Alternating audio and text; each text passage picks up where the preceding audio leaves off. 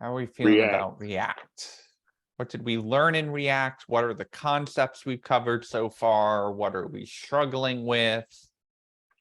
I'm struggling with the whole state thing.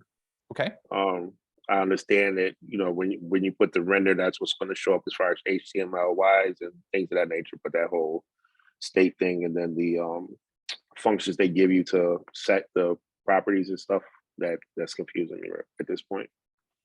All right, that's not a problem. We are actually going to start out to tonight reviewing the homework from the weekend and breaking down those steps that I posted in Slack, as well as identifying kind of what the spread operator is and why we need it. So definitely we'll touch on that.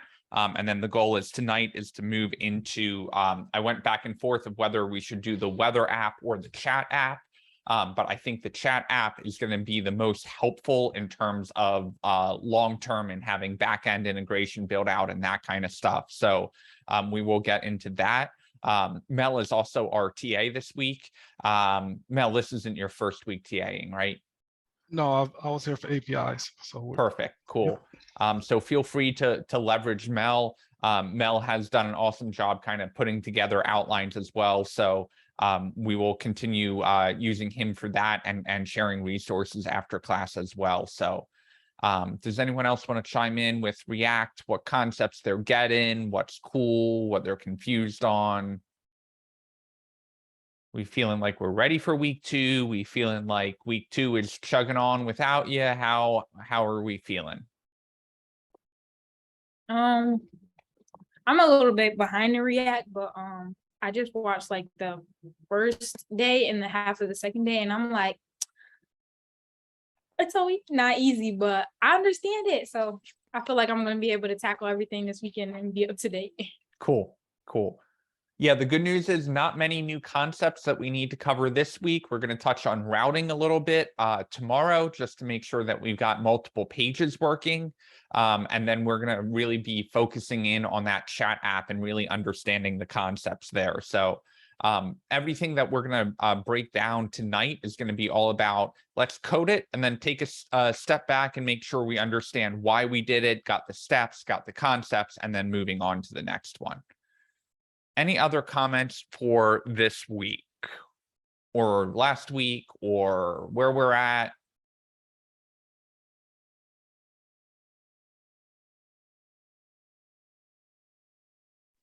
Wayne just came through the door, so at least I don't look crazy. It's my room. I swear. So logistic wise, 2 updates for you. It does seem that everyone is leaning for a summer recess next week. So we will not have any formal classes. However, we are only doing that because we really want to touch in on the capstone and see how you guys are doing there. So I'm going to make an ask of everyone to be in person on Thursday, if at all possible, Thursday 5:30 to 8:30. And what we are going to do is a capstone check-in with each student. So we're going to randomize the list order and just go down the list. And point of the capstone check-in is going to say, hey, here's where I've got done. Here's where I'm stuck. Here's where I want to be spending more time. With that said, we did get pushback last cohort of I don't want to present, right? Like I'm nervous presenting in crowds, or I feel like I didn't make the progress that I need to. And that is okay. You can book a one-on-one with me instead. If you book a one-on-one with me anytime this week or next week, and we touch on your capstone progress, you will not have to present in class. But we are going to spend the beginning of class on Thursday going through an individual capstone update. And then you're going to get feedback from me, right? And it's going to be a couple sentences. You're going to get a above expectations, below expectations, or meeting expectations on your capstone. And then we nothing to panic on, nothing to say, hey, it's just a point to say, am I up to date on my capstone where I'm supposed to be? Am I behind? where am I at? And so that's just a quick assessment. We'll be doing that on Thursday. Again, nothing to panic about, but if you would prefer to do that as a one-on-one instead of doing it in class, as long as you've got that one-on-one booked with me, either before Thursday's class or anytime next week, you will not have to present in class of where you're at. Corey, go ahead with your question. Yeah, I might have overlooked on the schedule. What is the presentation date again? So we are presenting capstones at graduation, which is September 8th. However, we are using Thursday's class as a capstone check-in point. So that's just to say how much progress you've made on it.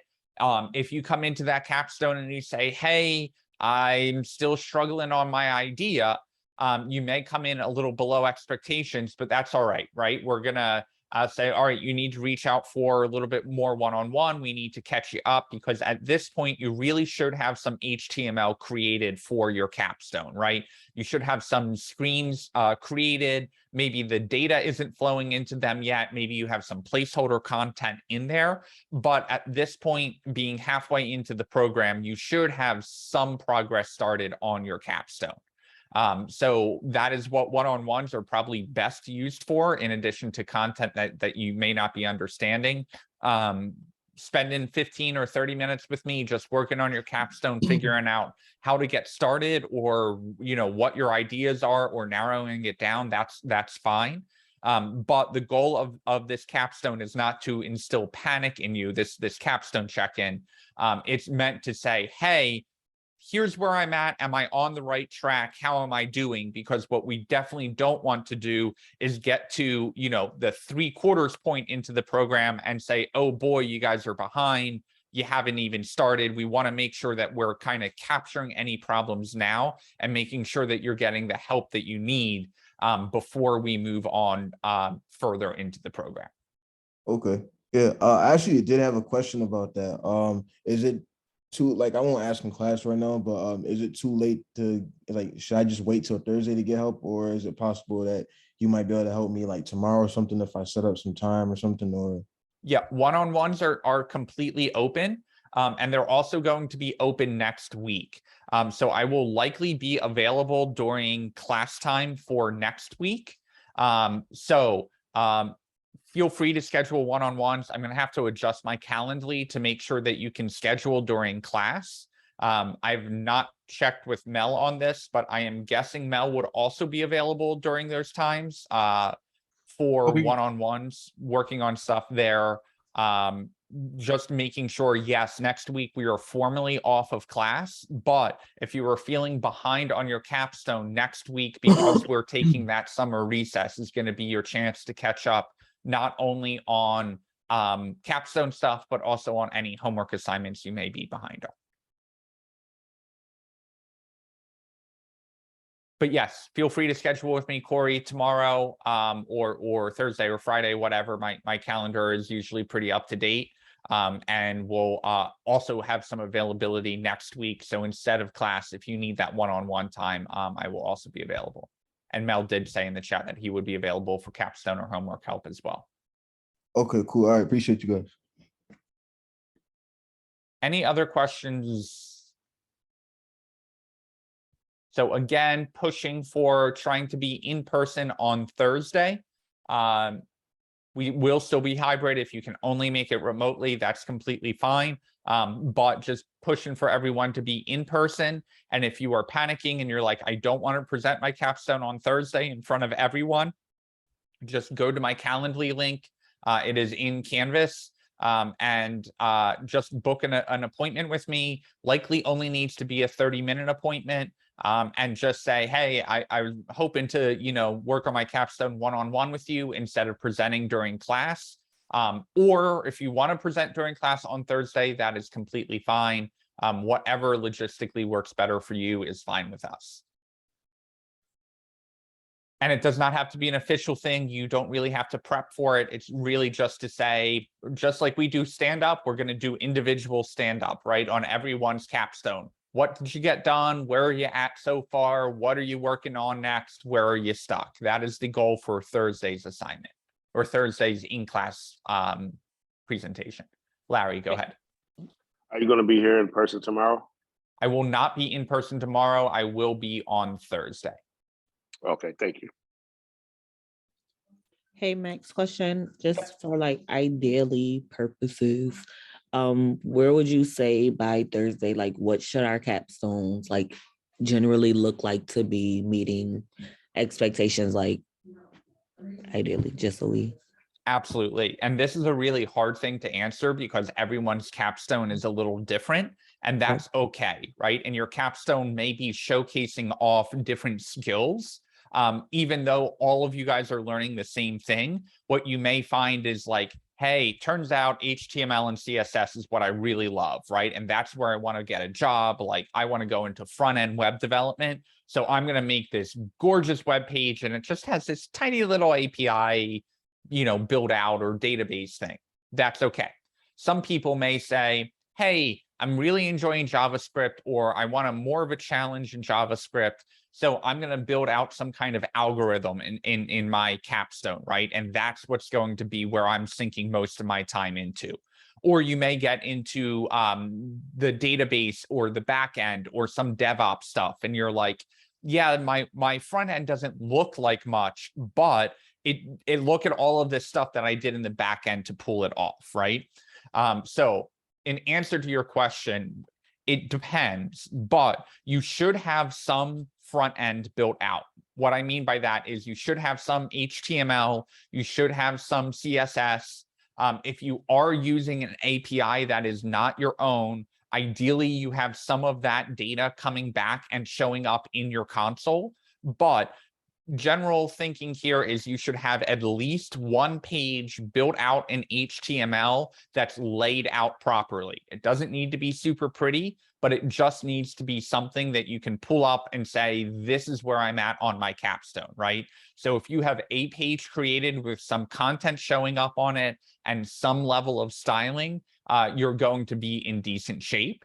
The other thing that you should have at this point is a list of roadblocks. What don't I know to pull this off?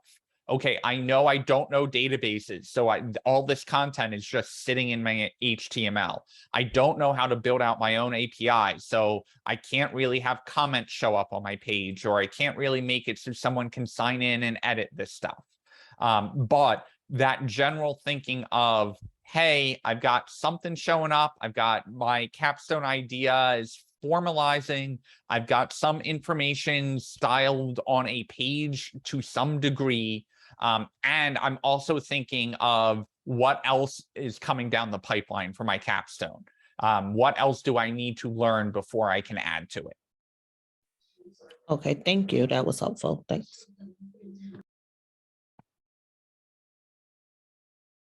And again, this is not meant to instill panic, right? We would much rather know where you're at now and say, hey, who needs additional one-on-one time? Who needs to be focusing on the capstone a little bit now, more now, because we're at the point where those roadblocks are just going to get cleared, right? We're just going to be hitting back-end stuff. We're going to be using the database. All of that really flies the second half of this program. So the reason why we're doing this now at that halfway point is to not only say, hey, if you're behind on your capstone, next week is the week to catch up, but hey, you're also off for class. So take those 12 hours that you're getting back and focus on, hey, how can I redirect that into the capstone, and making sure that I not only know where I'm at now, but what my roadblocks are, so that when we learn those roadblocks in class, we're able to cross it off the list and immediately take that knowledge and bake it back into the capstone.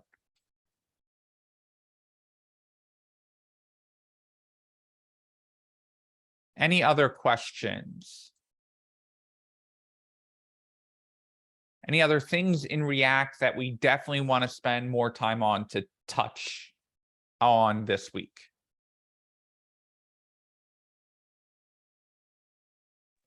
That state stuff. State, we're definitely going to touch on. We're going to get a lot more practice there tonight. What we want to be thinking about in the back of our head is CRUD, because CRUD is at the core of almost all programming. Create, read, update, and delete. So whenever we're working with information, those are the 4 main operations that we need to be working with. And some languages call it differently, right? When we're working with reading our data, we're using a GET request, or when we're working with updating our data, sometimes we consider that editing or posting or putting. But those 4 operations, create, read, update, and delete, are the main core operations that at some point, somewhere in your capstone, you will have a piece of data that you will be able to create, read, update, and delete from.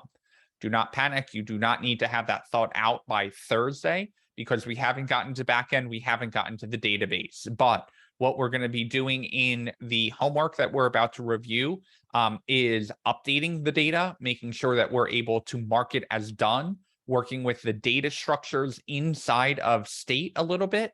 And then we're going to move on to the messages app. And the messages app is going to be all about create, read, update, and delete.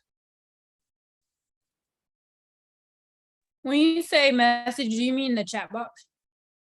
Yes, we are going to create a web page that is literally just a chat that you can literally type in a message and hit send, and it's going to show up in the message history, and then you can see what the user sent back or the computer sent back, and then you can go back into chat and type something else in and hit send and have it appear again.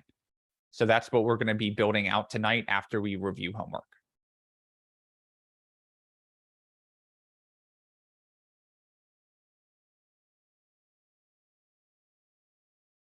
Any other questions?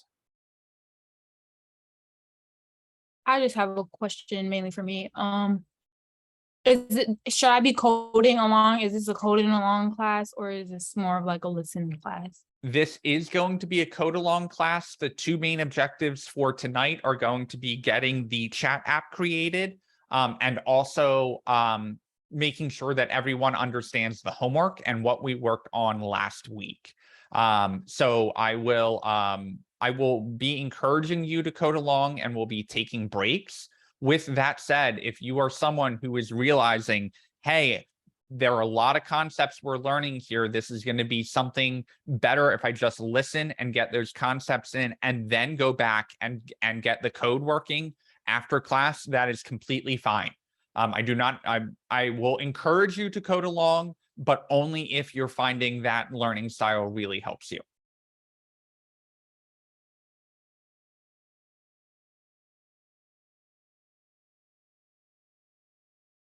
Okay, so give me 1 second. I'm going to pull up where we left off yesterday and go from there.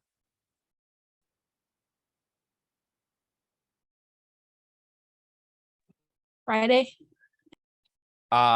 Thursday's class is where we are going to start off.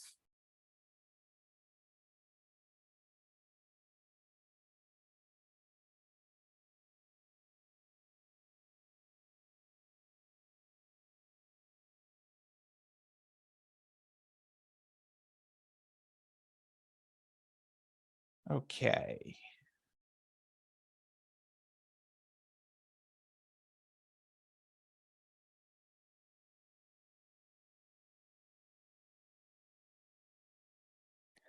Okay, so I am going to my code week. I'm going to make a new folder for week 12. No, for week 13, because I know how time works. And I'm going to go into my week 12, into my day 4, and I'm going to copy my to-do folder.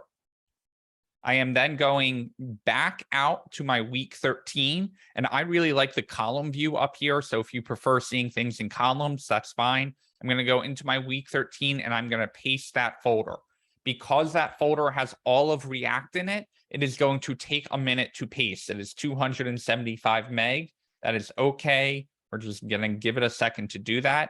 And again, I'm in my code, week 12, day 4. I took my to-do app and I hit Command C. I then backed out to my week 13 folder and I pasted it. And I actually made a mistake there. I should have created a day 1 folder as well. So I'm going to create day 2 because we were off for day 1. And as soon as that is done copying and pasting, we're going to move the to-do folder into day 2.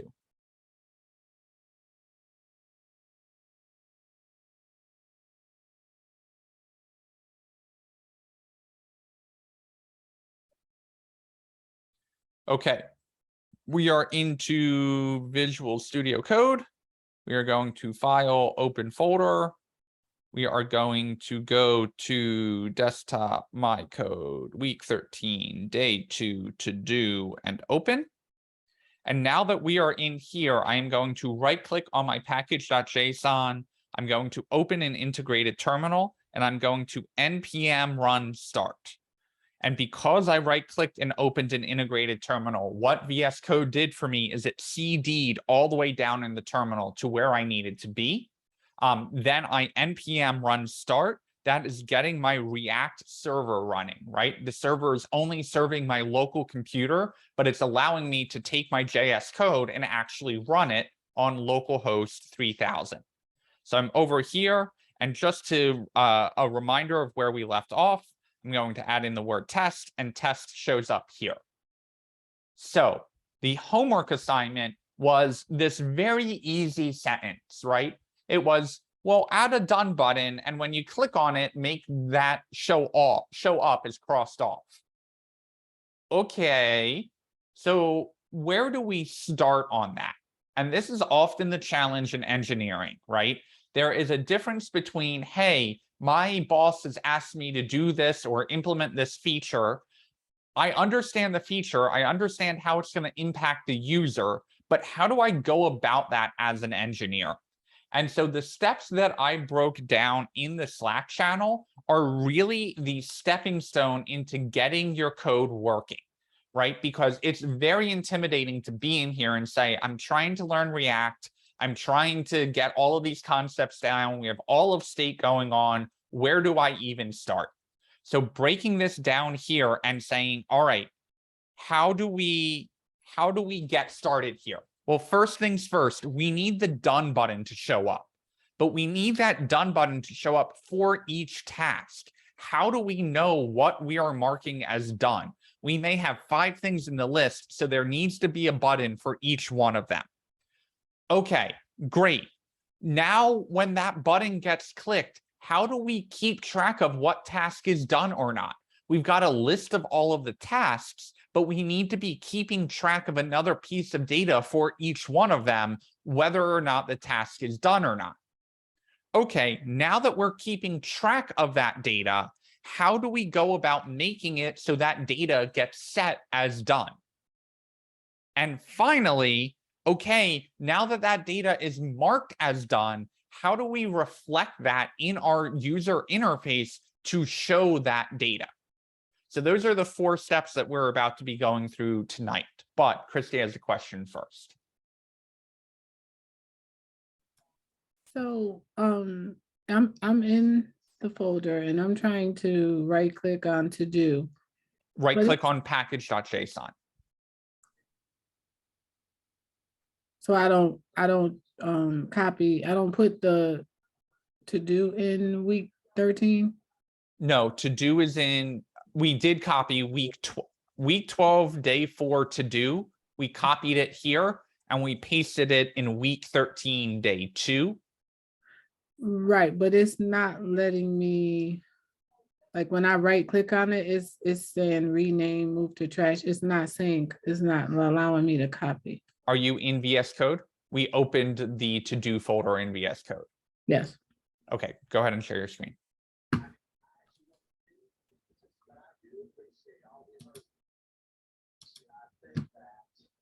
So right here, when I Okay, so hit open on that. You got to open it before you can work with it. Oh,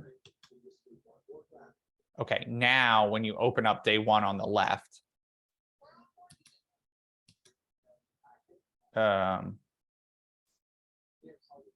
did you go to Finder?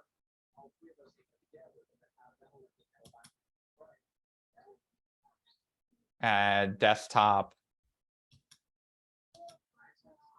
My Code,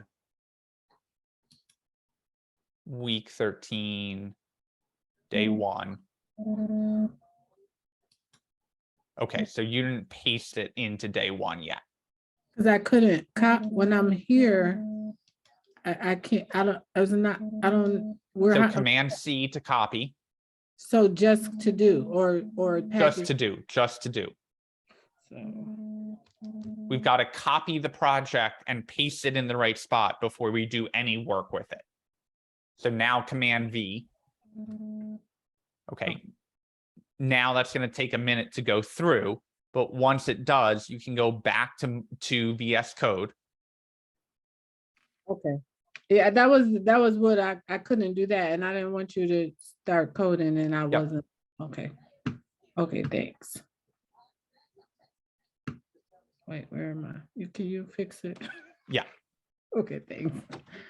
Any other questions? Let's just take a moment, and I'm going to start a poll to make sure that no one else is lost. If you're following along, we are going to make sure that you've got in your VS Code, you've got app.js open, which is where we left it off from Thursday's class. And then also confirming that in your browser, you've got localhost 3000 running, and you can click in here, click the add button, and have something added.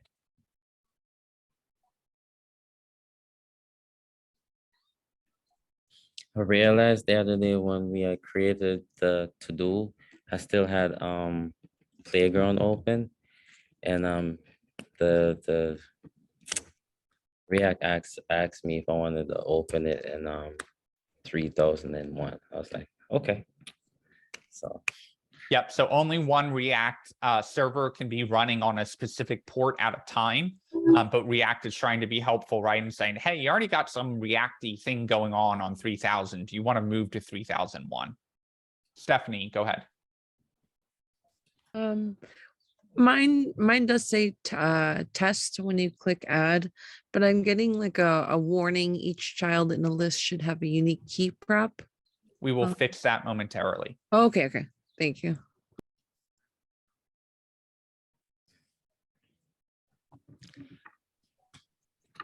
Any other questions? We got 9 votes in. 10 is normally our threshold. Does anyone need help on anything?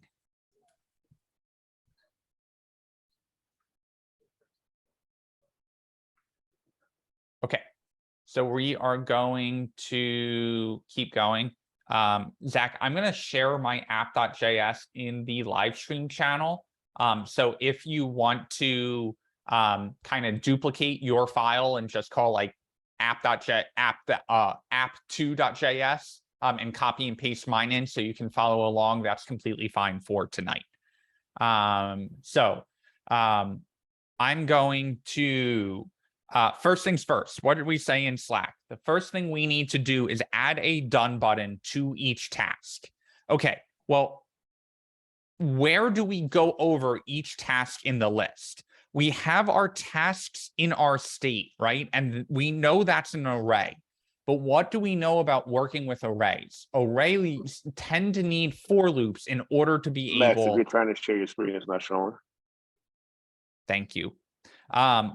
Whenever we work with an array, we need to loop over the data because the computer never deals with lists of data well. But what it does deal with well is saying, hey, for each individual thing in this list, make something show up.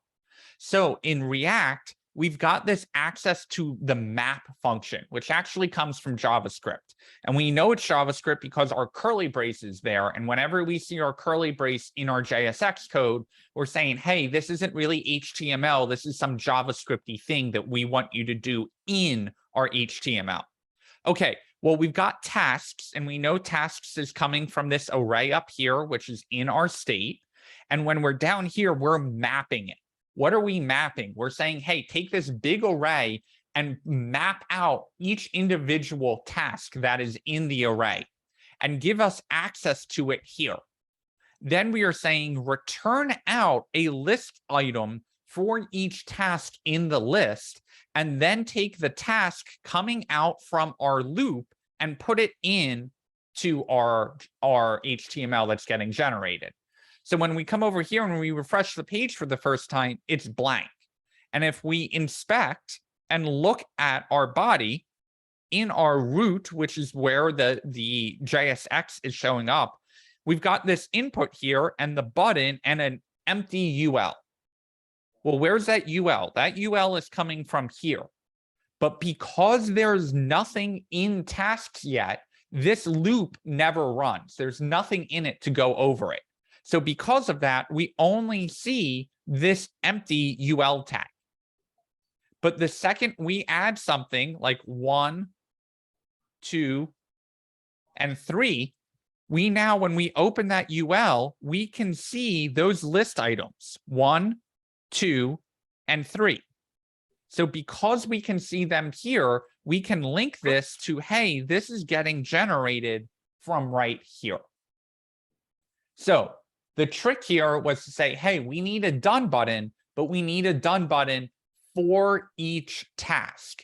So we don't want to put it outside of this UL because then it's going to just show up once at the end. What we want to do is we want to add that button inside the list item itself with the word done. Now, I know this is really pretty, or this is really ugly, and we could pretty it up with CSS, but we're just focusing on concepts here, right? Just making sure that we're understanding React. Okay, now we've got our done button done. That's was a dumb sentence. Now we have our done button finished. Okay, now what do we need to do? We need to make it so when that button gets clicked on, we mark the task as complete or as done. But the problem that we run into here is we know how to add an on click. We can say on click and say, hey, the done button was clicked.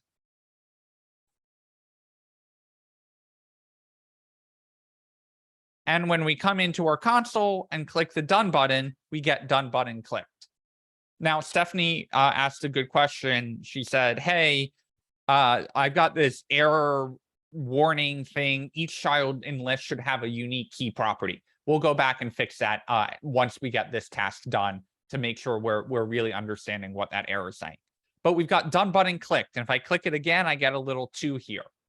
But the problem that we're going to run into is if we look at our tasks, whenever we add a new task to the list, we're just adding a string, right? We're just saying add in, take whatever they typed and put it into the list. But now we need to keep track of 2 parts of the data, not only the name of the task, what they typed in, but whether or not that task is done yet or not. So now that we need to keep 2 pieces of information, instead of using a string in the array, what kind of data type should we be using? Object. An object. And that object we're going to put in here, but objects need key value pairs. So in addition to this new task here, we're going to use a key and we're going to call that, hey, that's the name of the task. But now that it's an object, we can also say, hey, we want to store whether this task is done or not. Okay, done is the key. And the value, well, it's either done or not done. So it's going to start off as false. Whenever we add a new task to the list, we're just going to assume that that task is not complete. I can do a live share, and I can also let Larry ask his question. All right, so the part before you changed it from new tasks to the object, Yes. that dot task is just saying get whatever is in the task array and then put this new task in that task array. And we are going to cover that once we get into, actually, we can cover it now. Why not? So whenever we are working on tasks, let's take a step back. In regular JavaScript, if we want to add something onto the end of an array, an item to the end of the array, what method would we use? Push. We would push. Yep. And what push does is it takes whatever the item is And whatever we are calling the dot push on, the array itself, it takes that item and throws it in on the end. Okay, but the problem is that when we do that and we say, hey, I want to take my tasks, I'm going to console log out tasks, and then I am going to say tasks dot push the new task in. Just going to comment this out now. And then I'm going to console log out my tasks again. So this is completely valid JavaScript, right? Print out my tasks, take the new task coming in from state and add it to the end of tasks, and then console log out tasks again. So I come over here, I refresh my page, I type in ABC and I hit add. And okay, now we got a problem. ABC's here. Before it ran, my array was empty. After it ran, my array has ABC in it. So we're looking at our code, our push worked. But why did it not show up here? It didn't show up here because we broke a rule of React. We are never supposed to modify tasks directly. Whenever we modify tasks, what we want to be doing is calling that set tasks array. So instead, we kind of took a different approach here. We said, well, we can't use dot push like normal because we're not supposed to modify tasks itself. So instead, what if we just copied tasks? We make a new array of tasks. Then we add in whatever we want to that array. And then we take that new updated array and set it into the tasks itself. So that's exactly what we did. The first thing we did is we said, and I'm going to leave this in here, this won't work because we are modifying the array directly in the push. So instead, we take a copy and set approach. First, we need to copy our tasks. So we're going to say tasks copied equals.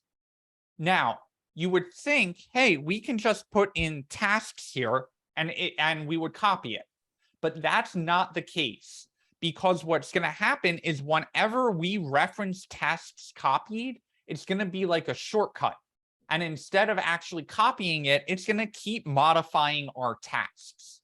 So in JavaScript, we can use what we call the spread operator to copy our tasks. So what we do is we make a new array. We know whenever we make a new array, square brackets, okay. Now what do we want inside of that new array? Well, we don't want just the tasks in new array, because if we do this and console log out our tasks copied, what's going to happen is, what's going to happen when we add in our task, now we've got an array, and inside that array, we've got another array, right? Because all we did here is we said, hey, new array, what do you want to be in that array? Oh, I want this existing array in there.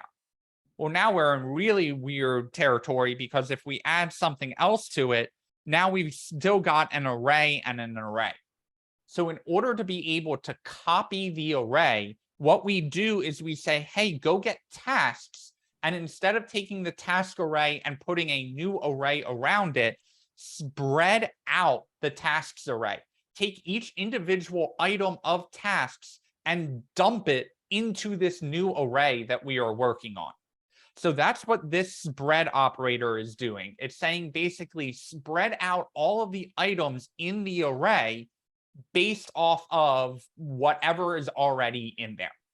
So this is essentially copying the array so that now when we work on tasks copied, we're not modifying the original tasks at all. Larry, go ahead. So is it actually copying the array itself, or is it kind of like getting rid of the square brackets and then each element of the array is dumping into the new thing? Yes.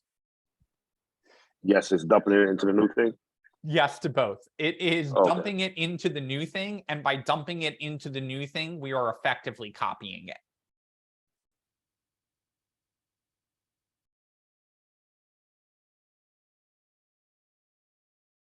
Okay, so from here, we've got our spread operator, but we haven't done anything with it yet.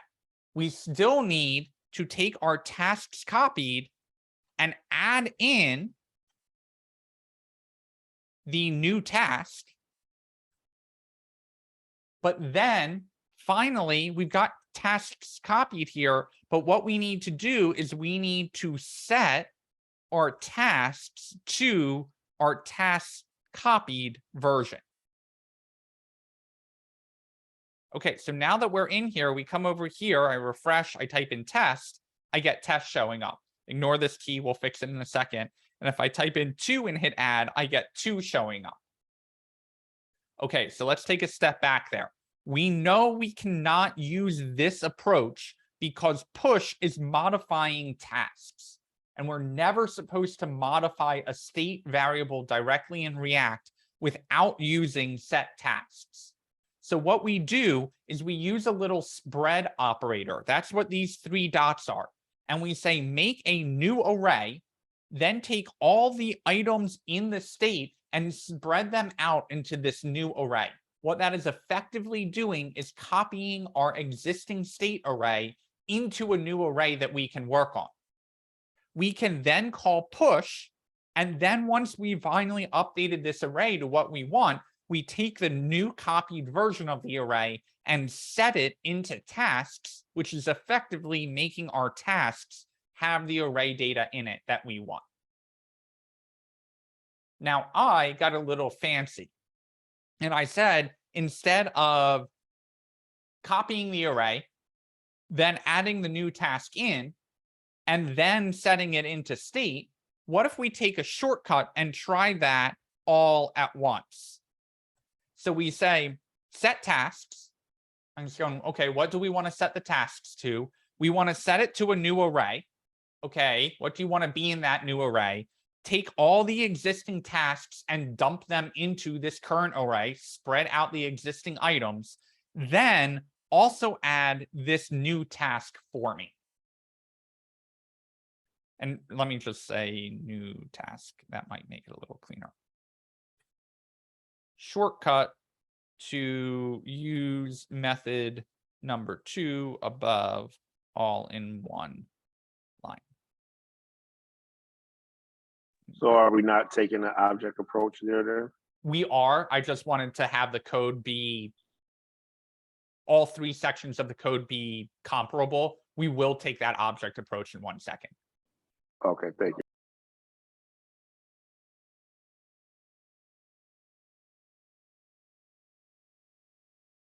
Okay, let's just take a quick moment there. Does anyone have questions about this code, about the spread operator, about copying an array, about any of the syntax, about understanding why we can't do method 1, anything like that?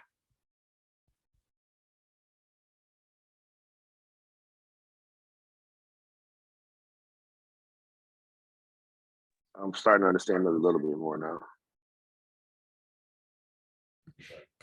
No, you good. Could you explain why we can't use method 1 again? Yeah, Sorry. so there's a rule in React that I'm going to comment this out and comment this back in. So when we try method 1 here, right, I'm going to refresh, I'm going to type in ABC and I'm going to hit add. Well, we see our empty array printout from line 10 here. Then we take our new task, which was the letters ABC, and we push it into the array. And then we console log out the array. And we see ABC, and we're like, great, this worked. But it didn't update up here. Where's my ABC showing in the bullet point? The reason why it didn't show there is because we broke a rule in React. The rule is that we can never modify tasks directly. We can never just say tasks equals this thing now. We can never push an item into tasks. Whenever we want to update our tasks, that variable, we have to use this set tasks function. So just by pushing an item to the end of that tasks array, React was like, you can do whatever you want there, but until you use this set tasks function, we're not going to show you any of that new data. So we can't take the approach of just adding things to the end of this array because it should be a const. We should not be able to modify that directly. Whenever we want to modify that data, we have to use set tasks. So instead, what we do of modifying that tasks array directly is we take the current tasks array and make a copy of it by spreading out each item in that tasks array into a new array. Now React doesn't care what we do with this because it's not in state. We can modify this, we can do whatever we want to it. So we push the new task on to the end of it. And now that we take that copied version and we say, this is now what we want tasks to equal. So we use this set tasks, which triggers the re-render for us. So when we say ABC, ABC shows up here. And when we say 1, 2, 3, 1, 2, 3 shows up here. So what we're effectively doing is copying the array, adding the new thing into the array, then taking that newly updated copied array and setting it back into our state. So the only difference between 2 and 3 is that I just used a little shorthand. I combined these 3 lines of code and said, hey, set the tasks to a new array that includes all the items of the existing tasks array plus the new task that we just are adding in now.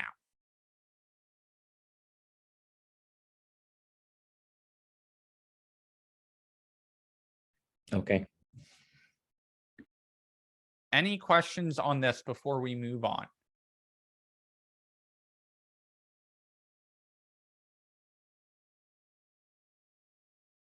You can also use spread operators with objects, which we will get to at some point. And I will also link in tonight's outline some reading to do on the spread operator in case you want to know a little bit more details about that. I will link to MDM and hopefully a homework in Free Code Camp. Is this the first time we're seeing spread operator? Do you guys have some exposure to this from Free Code Camp? Did I not assign that part? How are we feeling about spread? I saw it in the Eloquent JavaScript book, but I don't remember doing any of it in Free Code Camp. Okay, that is helpful. I will go find the Free Code Camp assignments on that and also have some documentation for that in the outline. When I was on Free Code Camp, I wasn't sure if they had it separate for React, but I think you got to go through like a bunch of different stuff to get through to React. I'm not sure. That is helpful to know. Thank you, Nicole. And Mel just dropped a link into the chat for spread operator in case you're someone who learns better by reading it and understanding it first instead of just seeing it in the code. Okay, so let's move on here. We did step 1 of the homework, which was, hey, we need to add a button, a done button for each task.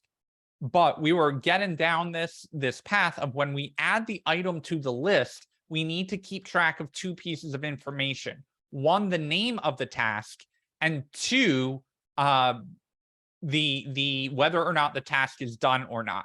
So I'm just going to copy this whole line. And I'm just going to leave this up here for reference, just in case anyone wants to compare kind of how we got all of these steps working. So we know we need an object now to keep track of our tasks, because our task is keeping not only the name of the task, but the whether or not the task was done or not. So now we're just modifying what item we're adding into the array. And instead of adding the new task string, we're adding an object with a key of name and a key of done and the values of whatever the new task is and whether or not that task is done or not. Okay, so we come back to our JavaScript, we refresh it out, I type ABC, I hit add, and React screams bloody murder. Okay, it comes down here and it says, uncalled error. Objects are not valid as React child. Found object with keys name done. Okay, well, let's go back down, and we've got our task going on here. But our task is an object, right? It's got the name and done in it. And React is like, I don't know how to show an object. That's too much data for me to show. Normally, we could console log out an object, and the console is like, great, I know how to show an object. But React is like, you're scaring me. I know how to make HTML show up and strings to show up. I don't know how to make an object show up in the HTML. So all we need to do here is say, hey, show the task name. Because now we're using that object structure. We want to tell it, hey, the way to make the task show up in the bullet point is use that name key. So now when we're down here and I refresh, that clears out my console for me, and I type ABC and hit add, we still have the key prop issue. We'll fix that in a second. But now my ABC shows up and my DEF, and I hit add, and that shows up as well. Okay, any questions on adding .name here? Do we understand where that's coming from?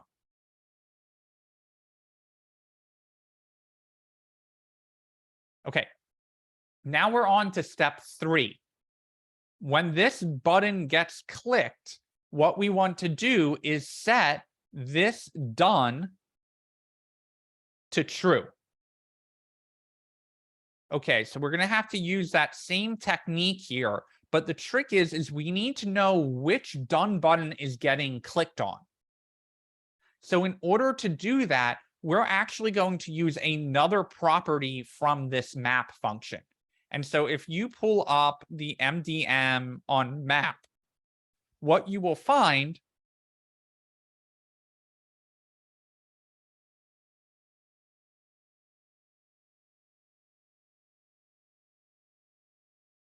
oh, come on.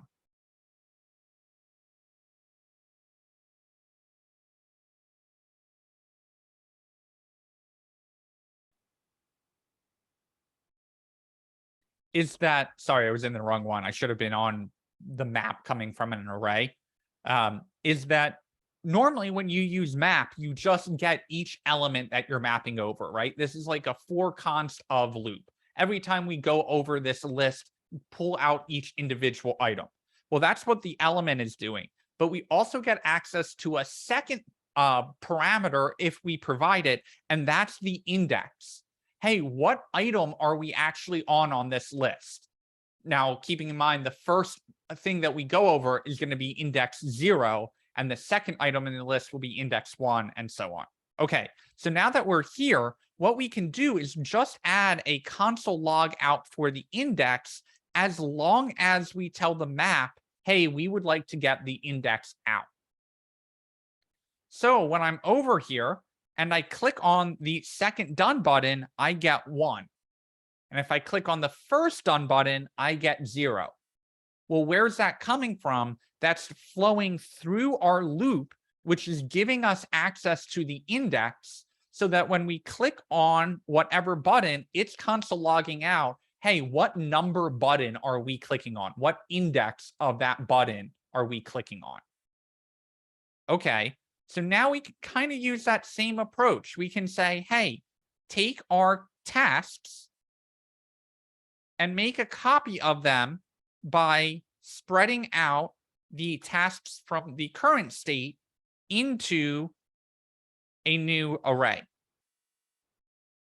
Now that we've got the copied tasks, we can use that index that we're pulling from the map all the way up here and set done to true. Then we can set our tasks back to the copied tasks that we just worked on. And then finally, so we can see all of that working, go ahead and log out copied tasks. And Max, are we doing all of this because the task was declared as a constant and we can't update it? kind of. We're doing it because we can never update any state variable by modifying it directly. We always need to modify anything in a state variable by using the set function. So we're never supposed to modify tasks directly. We're always supposed to use set tasks instead.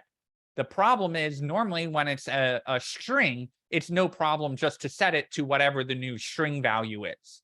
But because we want to only add on to it, we need to copy the array to add the item onto the bottom so we can set the entire array all at once. Okay, thank you.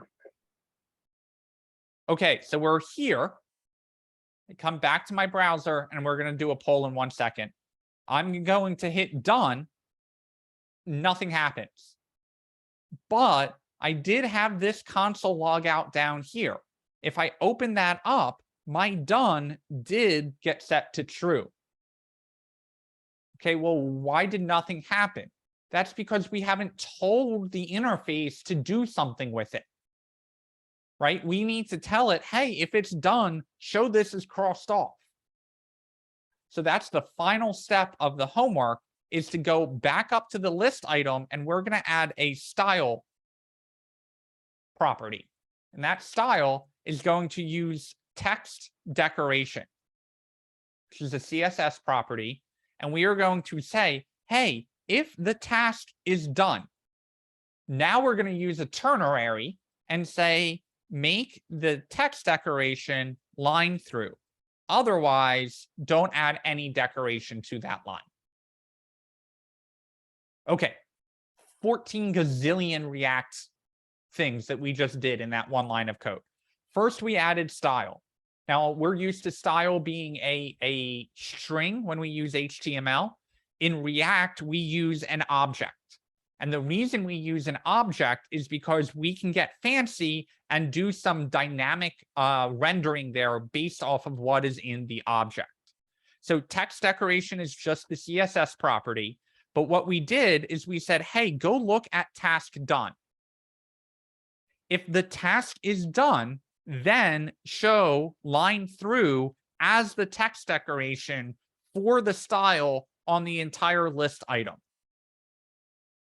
But if the task is not done, we're going to ignore what comes after the question mark and instead use what comes after the colon.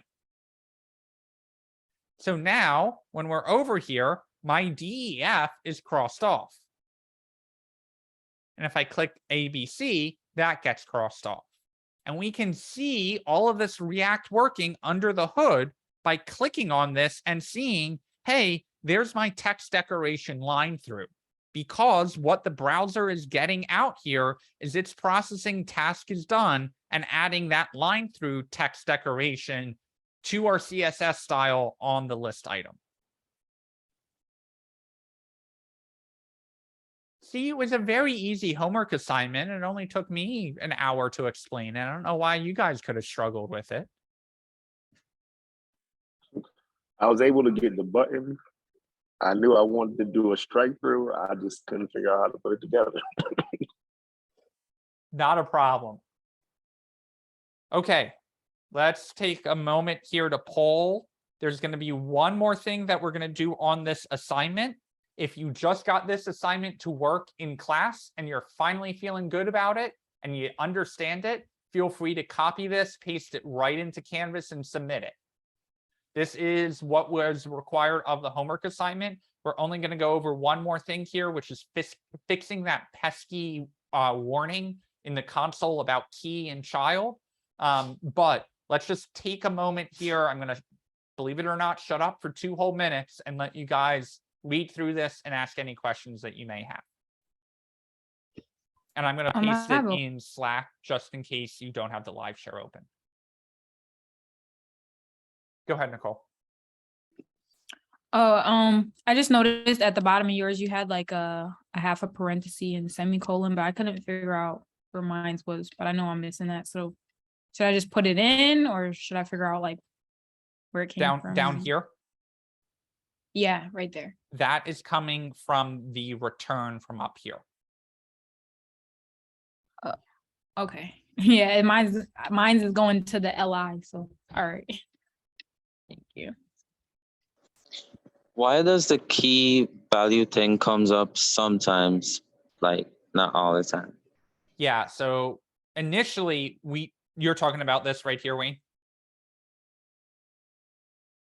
Or are you talking about something else? The error message that comes in the browser. Okay, so you have oops. Are you getting this error message, objects are not valid as a React object with keys named on, or a different one? No, the one that says you cannot without using a key for the You're talking about this one? Yeah. We're gonna go over that in 1 second. It's a good question, and I can see it's bothering several of you because you're like, I don't want any red in my console. So we'll fix that in 1 second.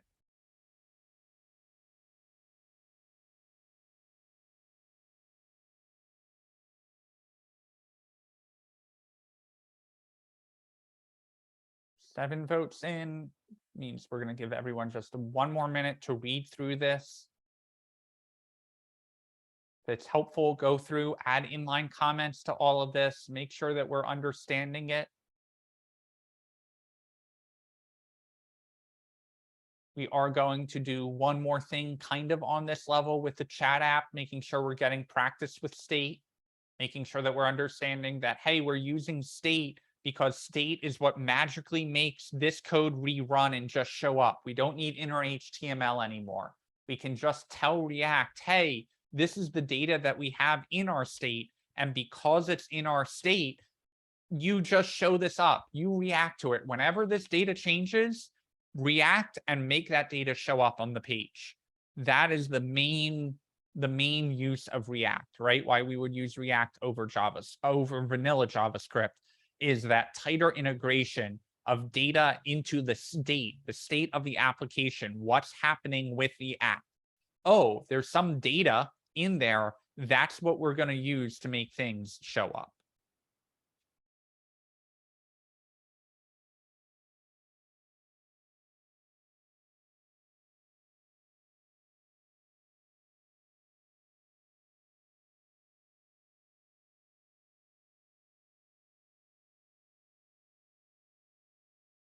All right, hit 10 votes.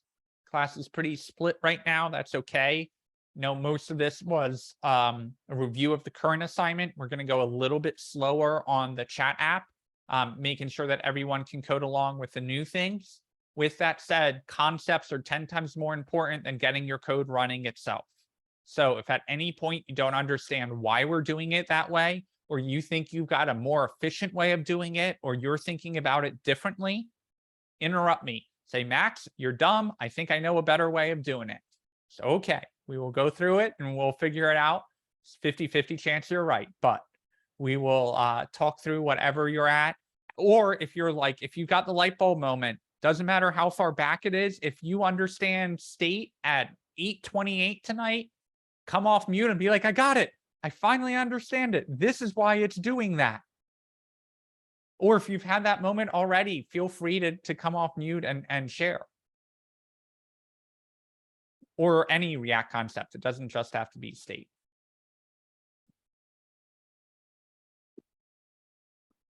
That was me the other day. I started whimpering a little bit like, oh my God, I can't believe I understand it. Because I was stuck for so long. Yeah, that's the double-edged sword of missing class and then coming in the next day. And it's like, it is amazing how much these concepts snowball, you know?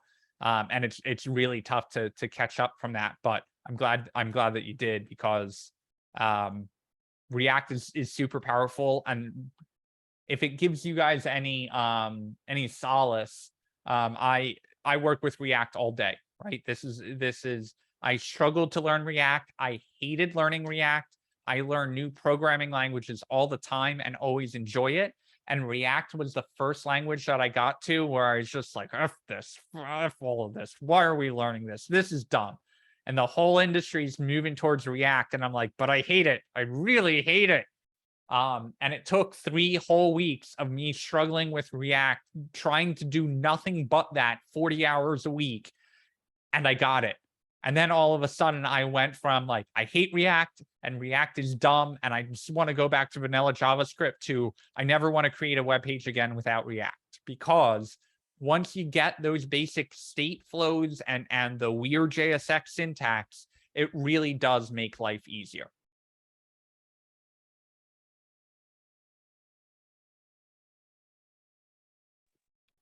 I have a random thing. Yep. The indentation doesn't matter, or does it? It doesn't. As in most JavaScript, it doesn't matter, but you would certainly be negatively looked down on if you had some code that had poor indentation. Okay. So like if you took this whole thing and you're like, oh, I don't like this being indented so much, I'm just going to take this whole thing and move it over here. And then like, oh, set tasks makes more sense for me that it's over there. My prettier won't even let me do that. But this would be very negatively looked down upon because it is very hard for a programmer who's been writing code for a while to look at this and be like, why set tasks in a different function? Like, why is that in a different block of code? And it's not. And the computer knows it's not. But the way we process this, you know, our eyes process this, it's going to struggle based off of, it's going to be harder to understand your code unless your indentation looks like that. Thank you.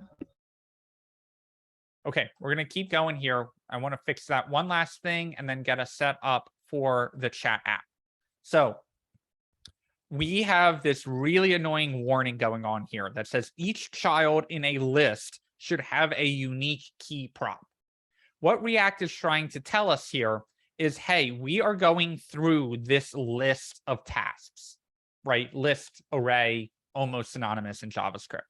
Okay, as we're going through it, we're creating what we call a child element. This is the child of the parent UL. So because we're looping over this, React is trying to keep track of what data is in here. Because when we update, say, the second out of the 5 items in the task list, what React wants to be able to do is say, oh, I don't need to re-render every single bullet point out there. I can go just to that second one that got updated and only show the changes on that second one. The problem is it can't do that without a little help from us. And what it needs is a property called key. And when we add in the key, the point of the key is to be some unique ID for each item in the list, right? So think about this as ID in CSS, but in React, it is called key. We can still use ID, we can still use class name in React, but React uses this special thing called key to keep track of, hey, what item changed in the array so I can go update just that one bullet point for you.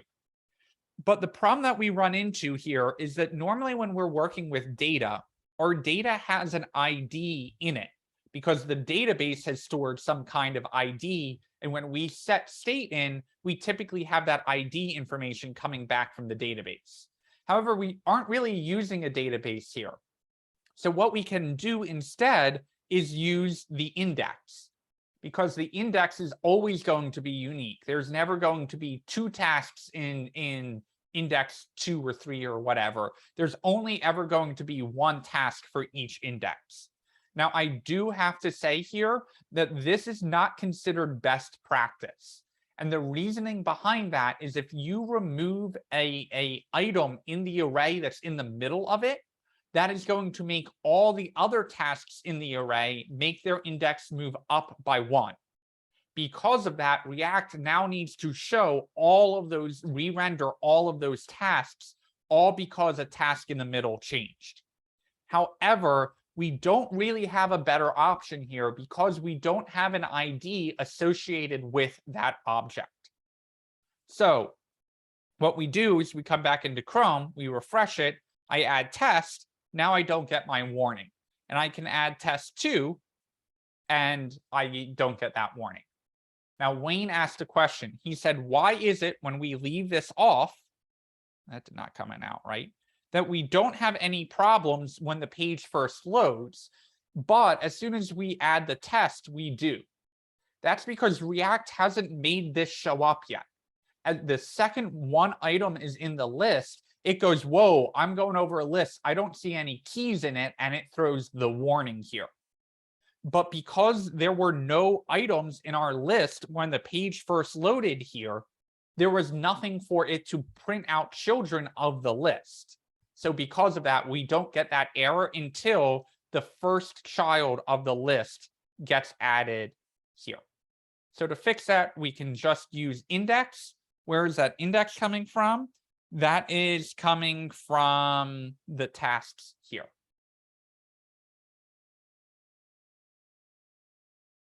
Doug, go ahead with your question. And so that only applies specifically to the LI elements? Anything that you map over. Anything that you map over.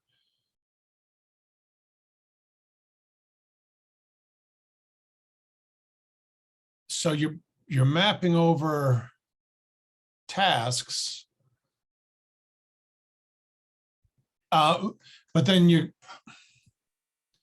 creating the LI element based on that. So whatever element you created from that, you would have to add a key to? Yes. So let's say we want these to show up as P tags instead.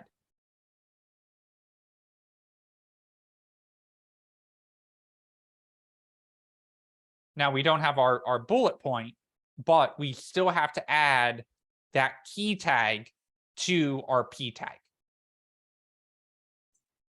And if you just said, made a loop that looped 5 times and made a P tag each time, that doesn't need a key. You can't really do that in React. So doing something like, or if you just made 5 P tags, they wouldn't need keys. correct. But something like this isn't really valid JSX. So you can't do something like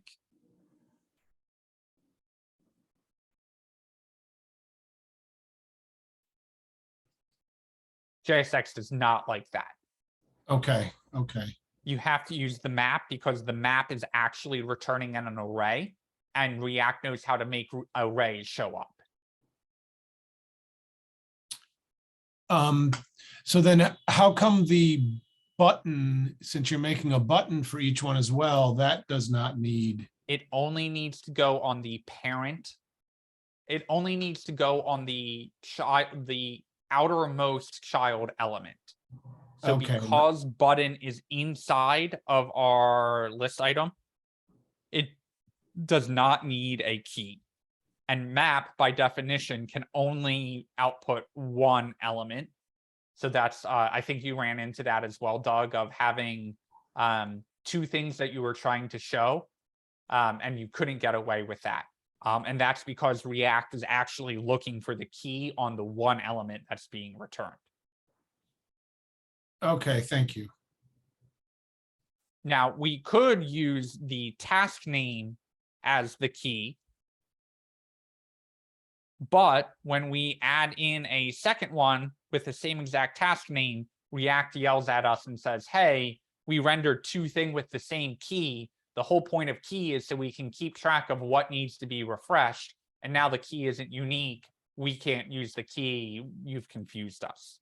So that's why it's normally better to use index, but only if you don't have an ID you can work with.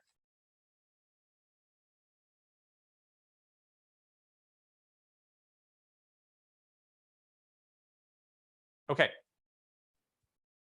You're done with the to-do list unless anyone has any final questions. Speak now or forever I do. hold your peace. So I was trying to get the terminal at the bottom of the screen, like you have it right there, so I can get to my localhost. I missed that step. Right click on package.json, open Yep. an integrated terminal. Yep. And then in the terminal, you're going to run npm space run space start and hit enter.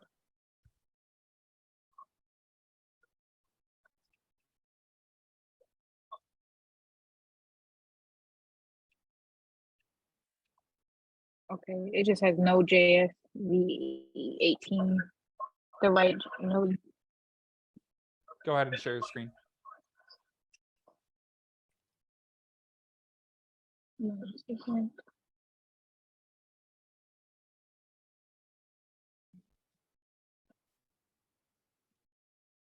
I'm just grabbing the right code.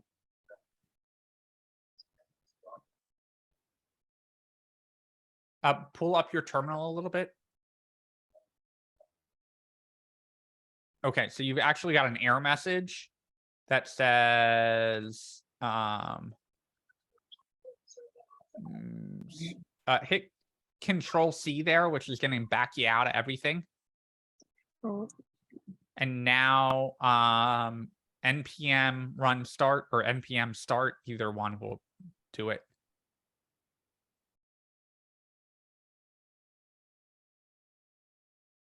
Okay, I think you just ran the wrong command trying to get it to start last time. This is the right one. Yep, you're good. Okay, thank you. And Chaz shared a very helpful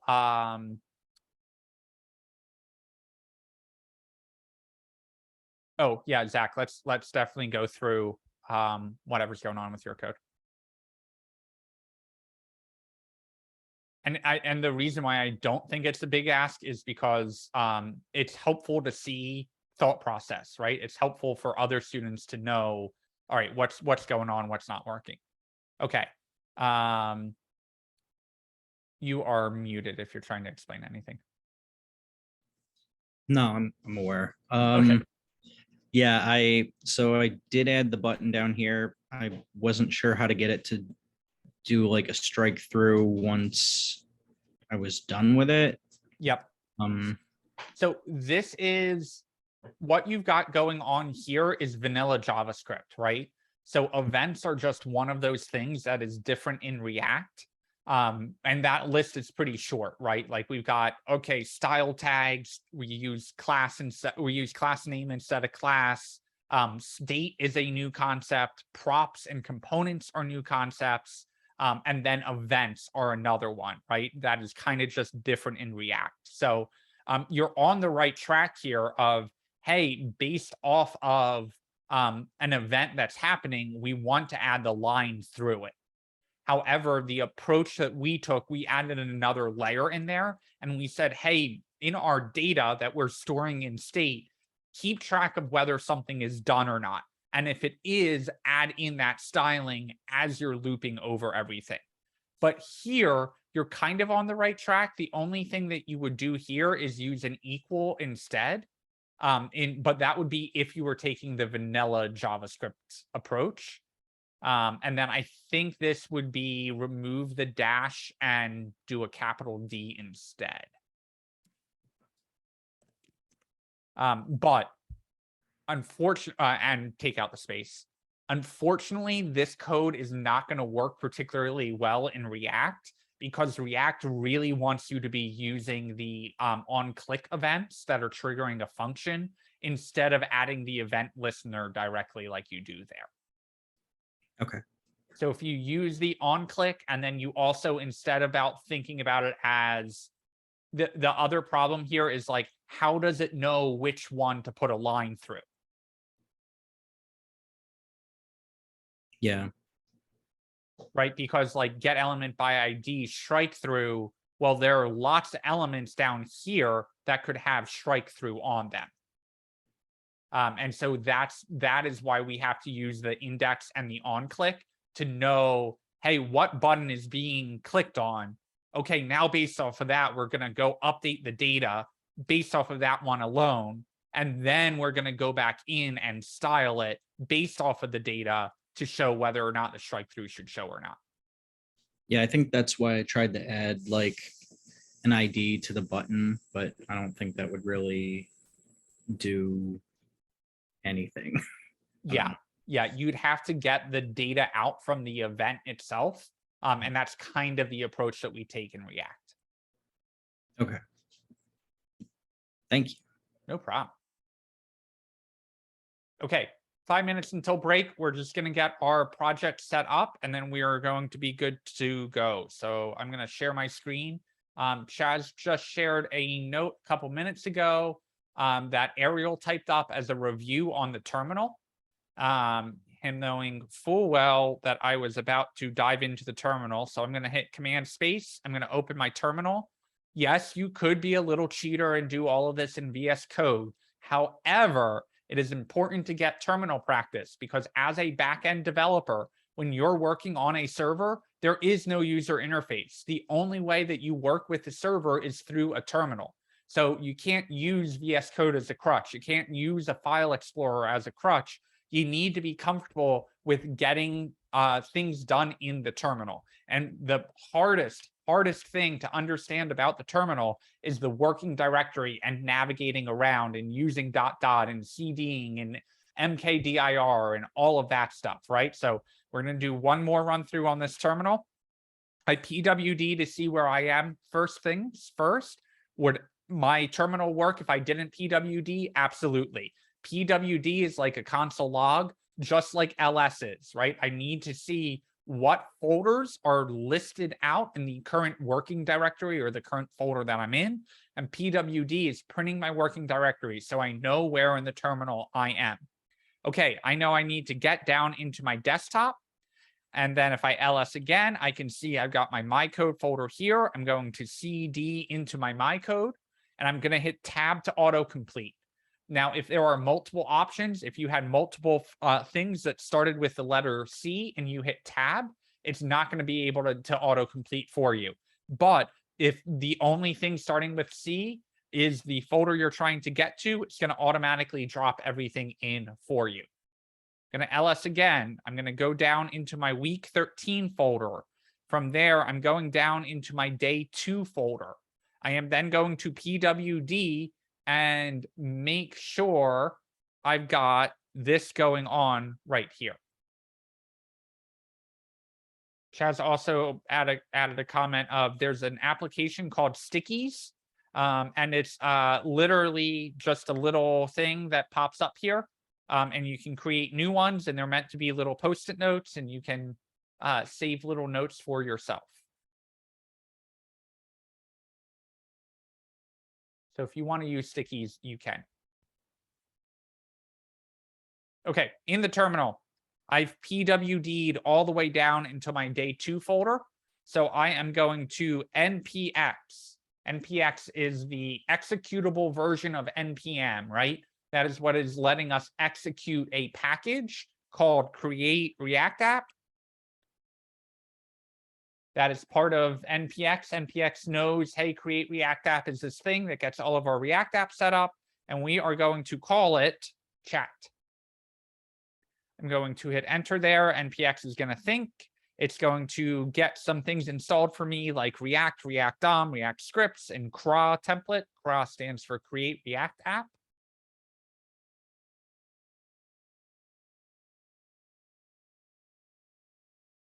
We'll share a picture of my terminal in case anyone needs help. We're supposed to make a new folder for that.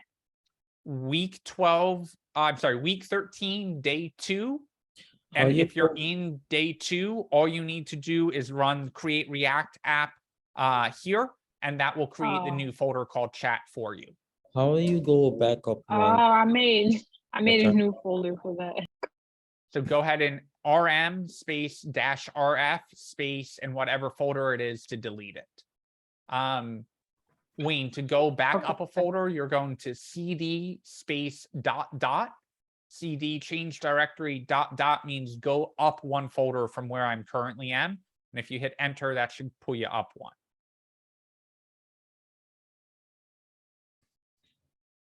Christy, go ahead. It's a rm-rf. Space, and then whatever the folder name is that you're trying to delete. Can you look at it? Because I thought I was in the right spot, but then Yep, go ahead. And when you're doing that, is it a week, like, because I did a week 12, or, day 3, would I have to go into the folder or just do day 3? Because I did day 3. You have to be in the day 2 folder. Okay.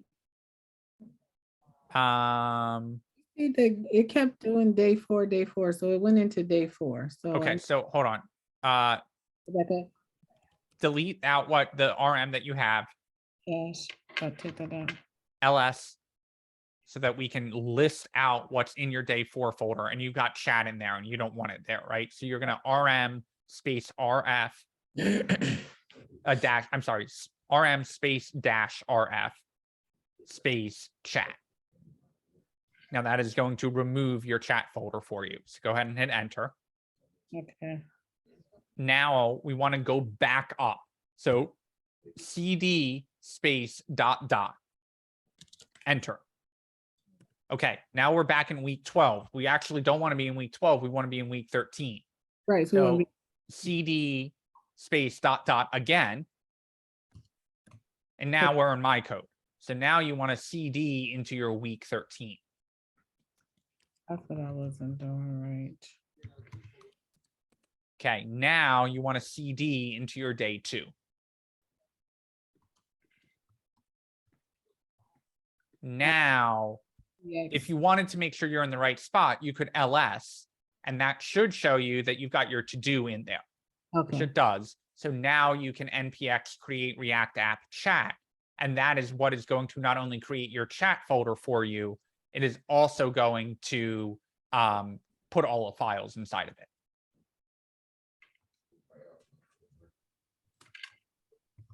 And you're good to go. Thank you. Sanjay, you're up. I'm gonna share my screen because I'm getting like an error from my terminal. Yep, go ahead.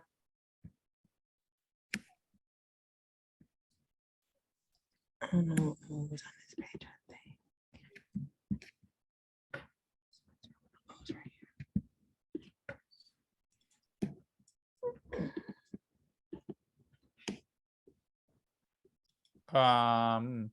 What are you trying to do right now? Are you trying to create the new one, or are you trying to get the to-do app running? I'm trying to get the to-do app. Right, because it's just been giving me this error every time I've been trying to run it. Okay, so deleted it. LS for me in the terminal.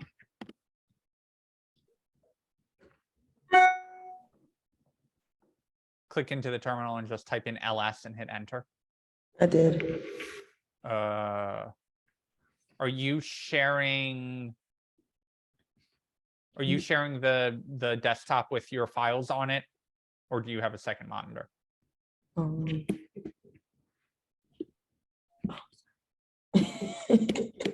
Like, what are you talking about? No, you didn't. I can see your screen. Okay, sorry. Now we're on the right page. Okay.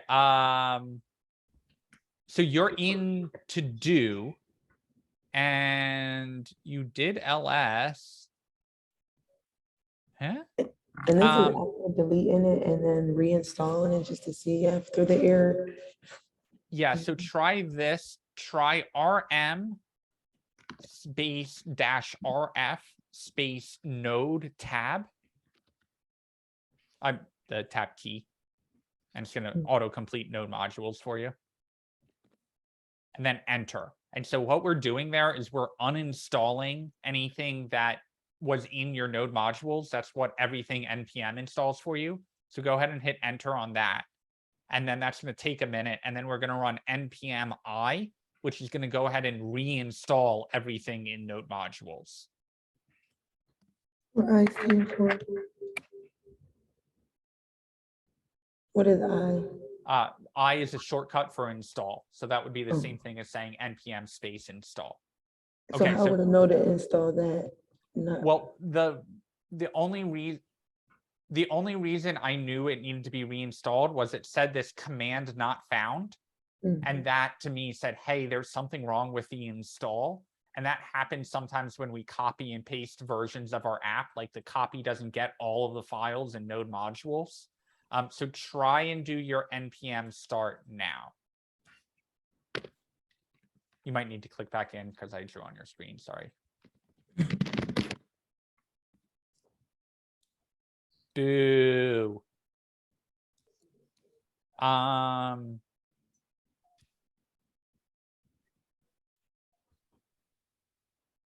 Let me just poke around there.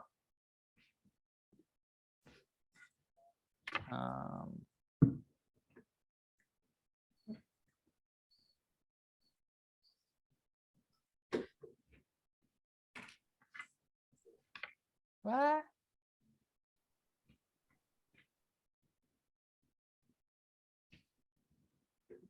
I'm confused. You haven't done anything wrong.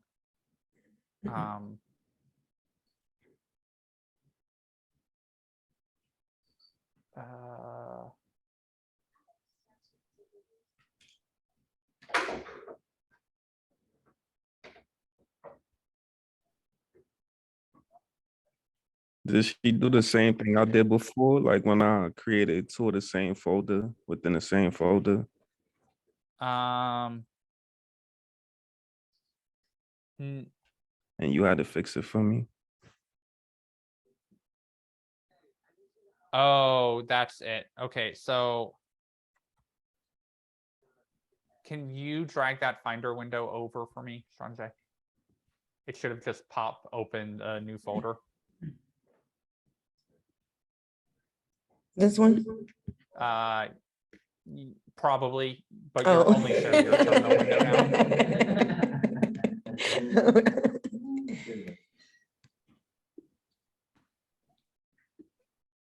Yeah, this one. Okay, so if we look, and I'm just going to go into column view so we can like see everything. You've got a week 13, a day 1/2 to do, and then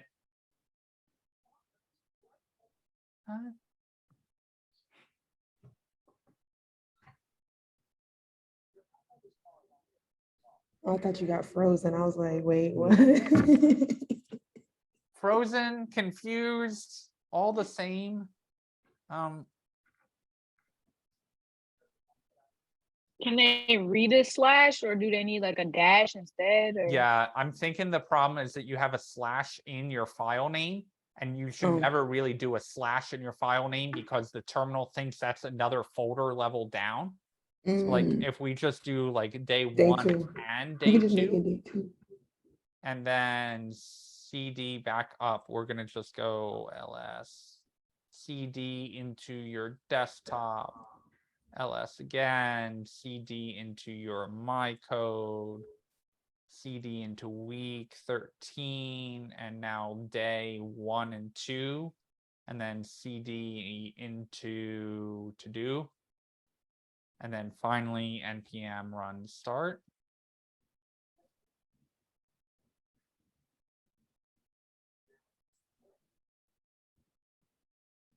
There you go. So the problem was just that you had a slash in that folder name, and that slash was confusing the terminal. I know. Can you fix mine now? Yep.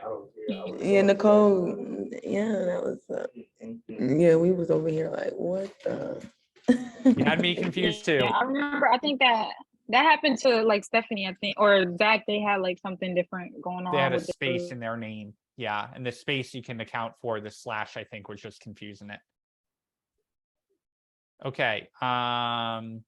Okay, so you're creating a folder, or you're creating a new React app called day 2. But React apps no longer can contain capital letters. That's what it's telling you right here.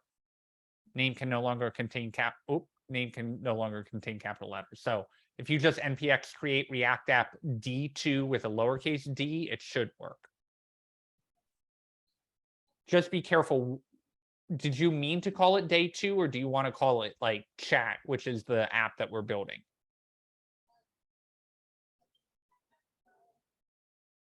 You're muted, by the way, Nicole, if you're talking to us. I wanted to delete day 2 because I think we were working in one, but I'm not, I forgot. We're So in can we just week put the chat? 13, day 2. Whenever we have a day off from class, I just skip that day entirely. So it's easier to know, hey, day 2 is always Tuesday. Yeah. So yeah, I created a day 3. So I want to delete the day 3. I tried to get back into my 2 and do the NPR count. I think that's when the capital letters had the problem. Gotcha. Yeah, just be careful because you're already in the day 2 folder. So if you go down to the bottom and just clear that out, you're in week 13, day 2 right now. Because you PWD'd. So Yeah. So now what you want now I to just do have, is npx create React app, but you don't want to call it day 2 again because we're doing multiple projects today, right? So you want to call it chat instead of day 2 because it's going to be inside the day 2 folder already. okay. Okay. And then just put chat there and enter. And now you're going to have a chat folder. All right. Thank you so much.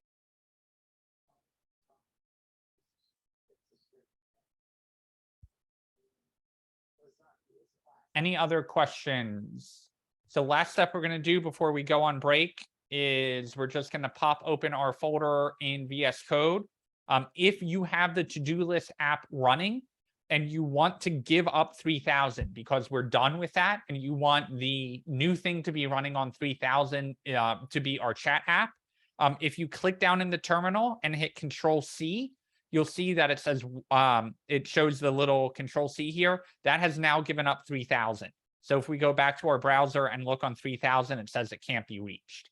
So that's just a good practice to close out of whatever servers you're running with that Control-C command. Not command, I actually mean control there. Okay, so when I go back to VS Code, I'm going to open folder.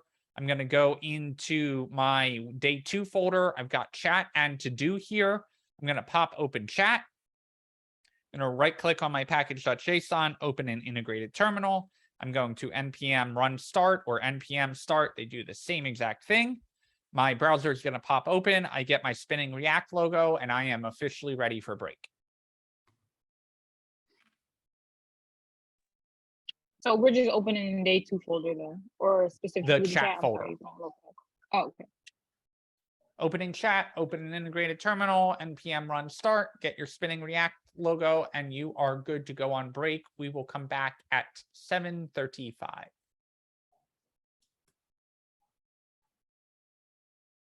And I will stick around if anyone does not have their new React app set up.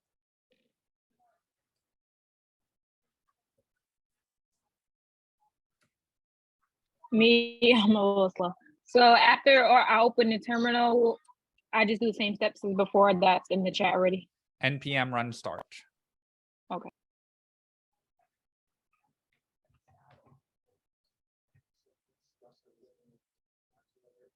I'm sorry, I'm a little slow too. I'm supposed to be right clicking on chat or Right click on package.json inside of chat. okay, I was right on it. And then type in npm run start. Okay, thanks.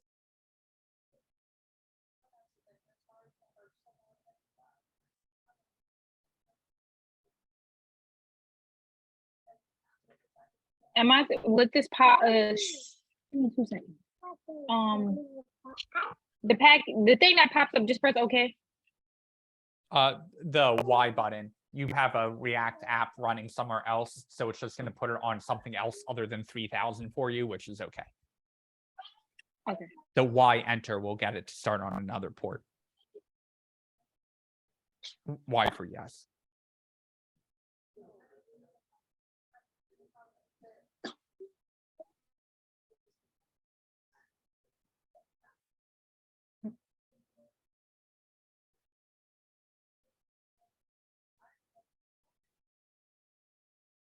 You good, Nicole? Yep, I got it running. Thank you. All right. Going on break. I'll see you guys 7:35 for returning.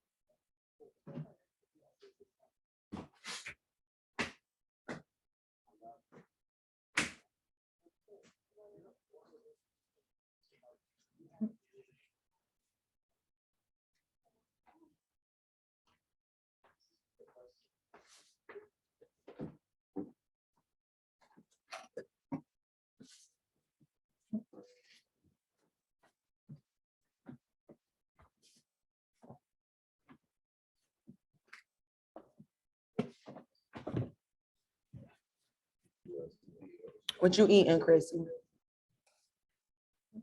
Stuff. Got that camera was on. Some cake. Some cake from Wegmans. Are you there? Yep.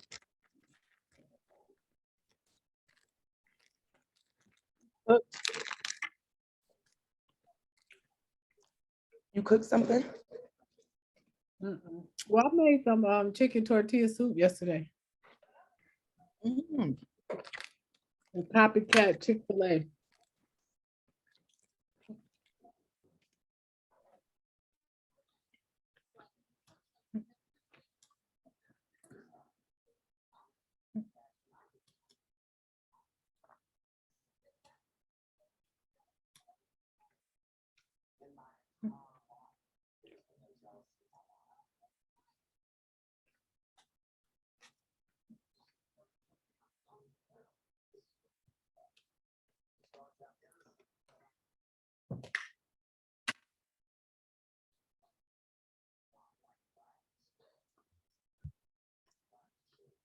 Welcome back, everyone.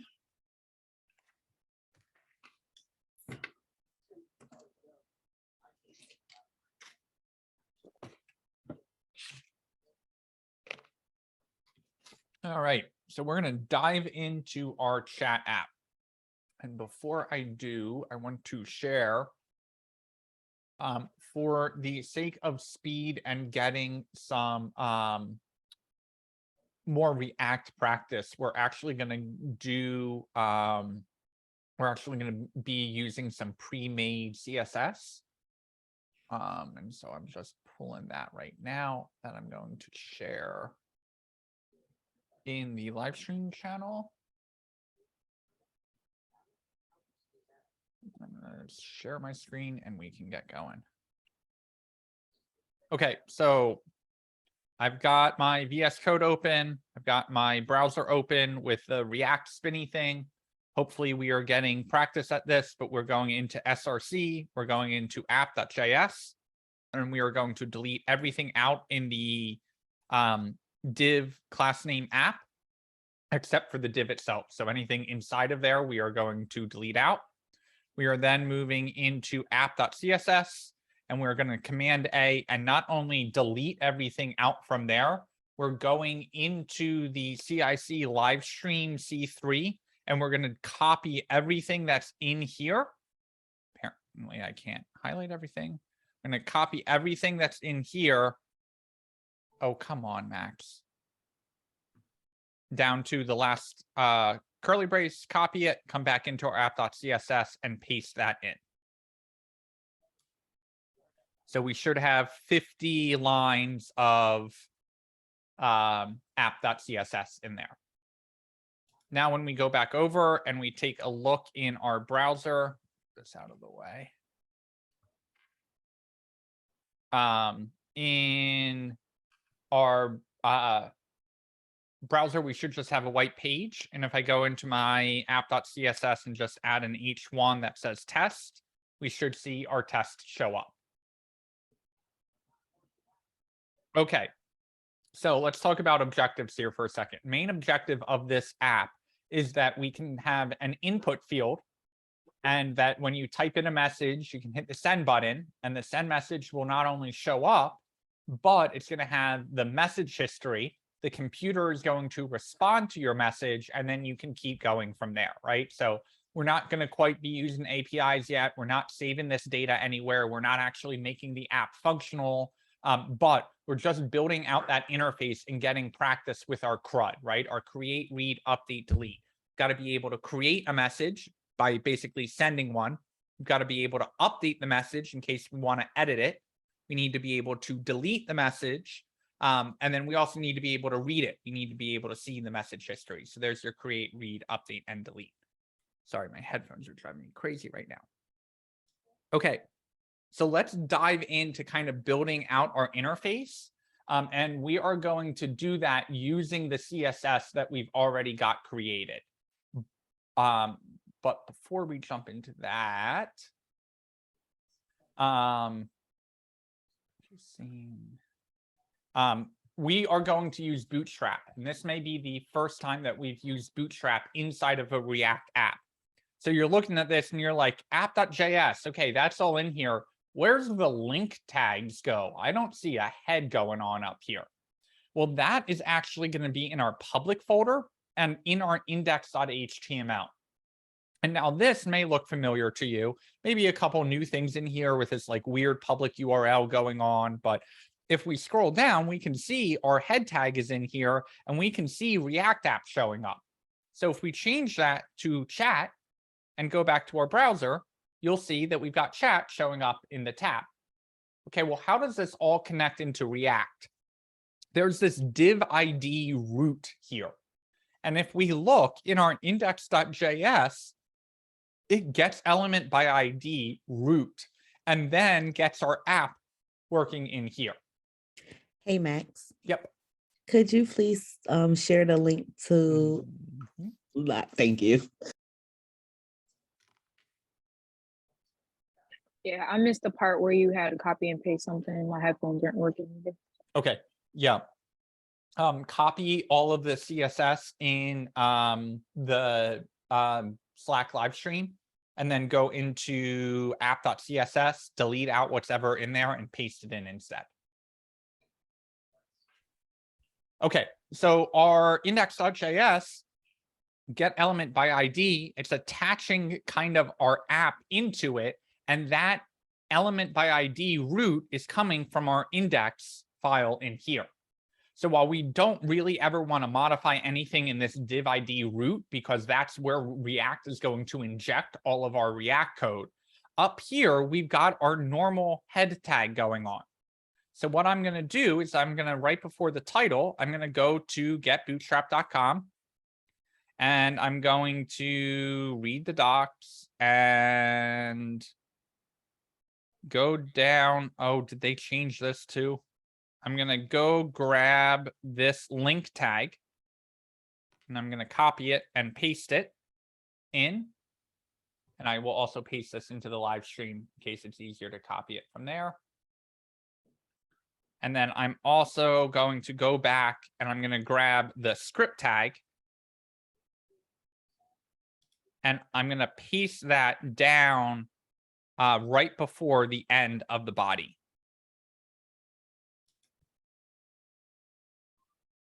So the two places I pasted are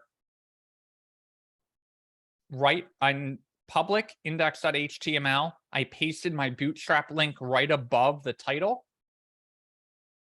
And that's a link href with a style sheet that's pulling in Bootstrap for us. And then I scroll down to right before where the body tag ends, and I paste in the script tag for Bootstrap. Just pause there and make sure everyone's caught up.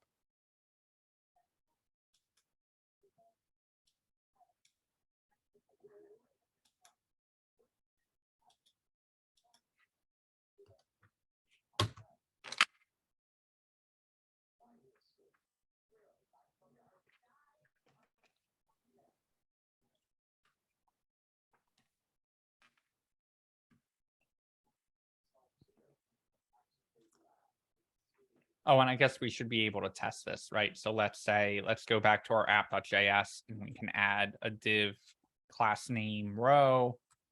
And in that we can do a class name col, and we'll do one more column.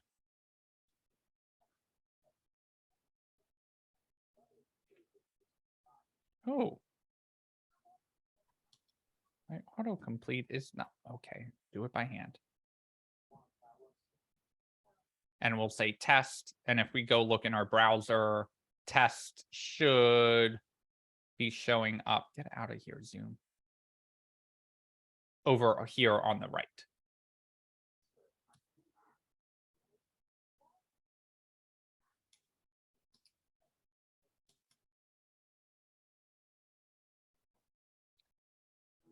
Four votes in, so gonna give you guys a minute. If you have questions or need me to go over anything again, just let me know.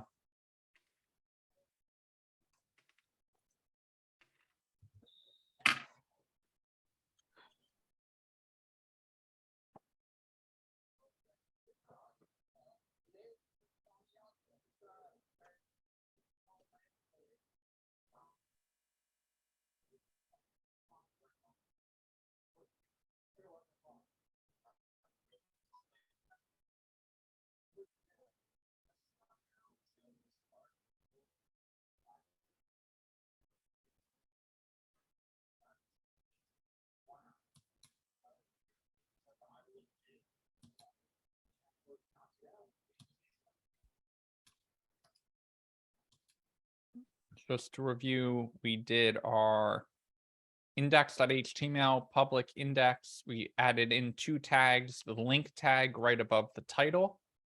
And I pasted that tag in the Slack live stream. But the place I got it from, getbootstrap.com, in the get started section, I added that step number 2 here. We added in that link tag right above the title. And then down here, right before the closing body tag, we added in the script tag as well. That is also in Slack. And then in app.js, we created a row with 2 columns in it. And in the second column, we put the word test. And in our browser, we should see over here on the right that our test is over in that second column. And that's just confirming that Bootstrap is working.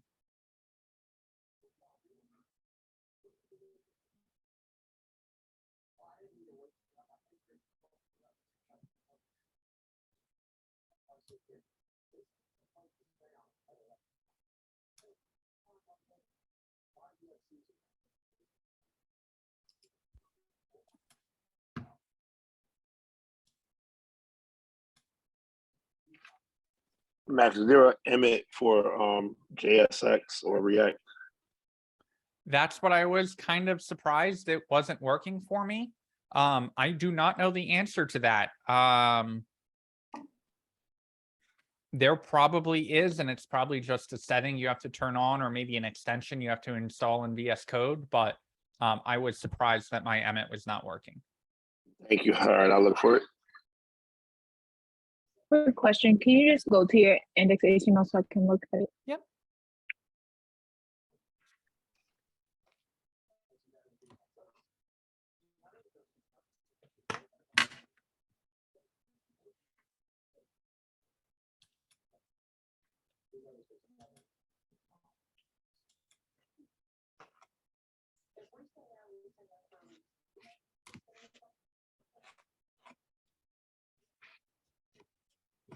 Nine votes in, 10 is the magic number. Just waiting for one more person to vote. If you have questions, this is a ask them now, or dear God, you will be behind. So please, please, please ask them.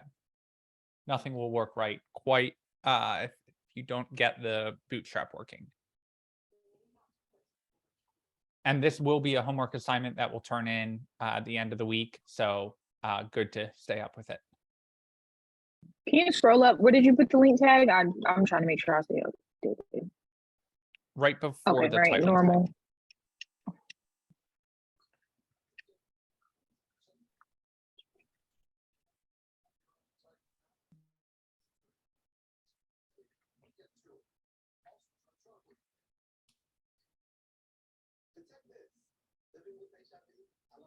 Okay, got 10 votes in. Anyone else need help before we move forward?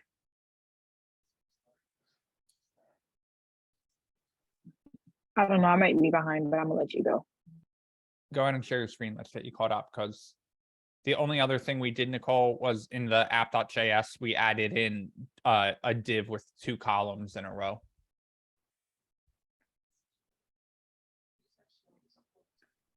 Okay, I'll just do that. Okay, so rolling forward, we need to think about our chat app, right? So when I think about a chat app, I kind of think about, if you think about chat on your phone, we've got like a header section up at the top.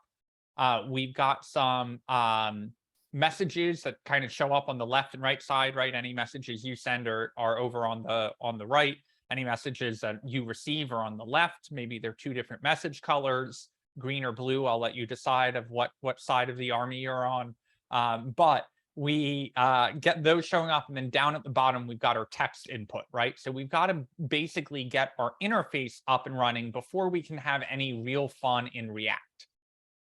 So in order to dive into that, we are going to start with a header. And our header, we are going to break down into kind of separate components here, right?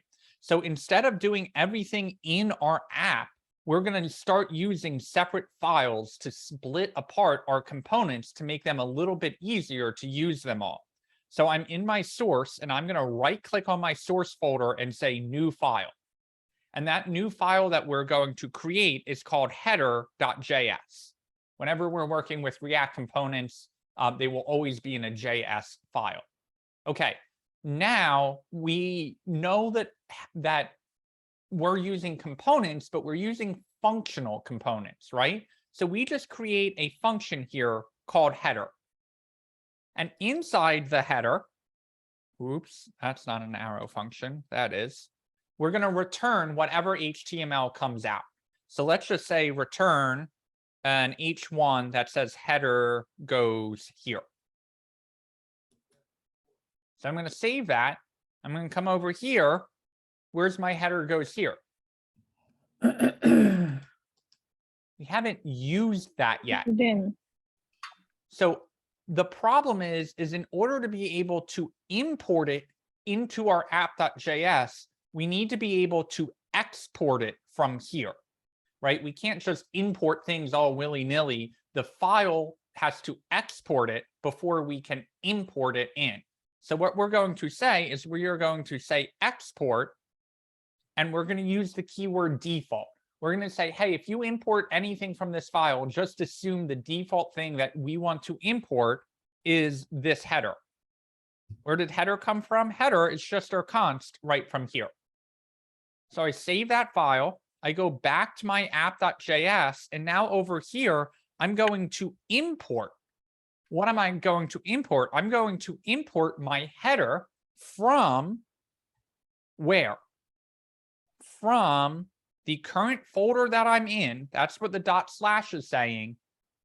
And the file name is called header. Now you can put JS in here. That is optional. It just assumes that it's a JS file. If you're importing from anything other than a JS file, you do need the file extension like SVG or CSS. But this .js is optional, just to note. Okay, so now we've imported it, but it's still all grayed out. Why is it grayed out? That is because we haven't used it yet. So I'm actually going to delete everything, my H1, my row, my all of that. And I'm going to use the header component.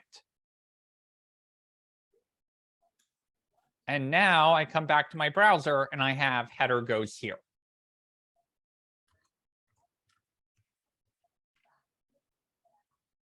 I am going to delete this logo.svg because we're not using the React logo anywhere. So I'm going to go ahead and delete that.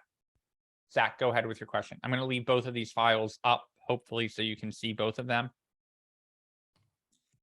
Popped up on my computer with a message asking me if I wanted to access files on the computer, and I accidentally clicked cancel. So now it's not importing my header.js. Do you know off the top of your head how to fix that? I would Control-C in your terminal to stop the server and then restart the server and see if that gets you the pop-up again. If it doesn't, I can show you another place to look.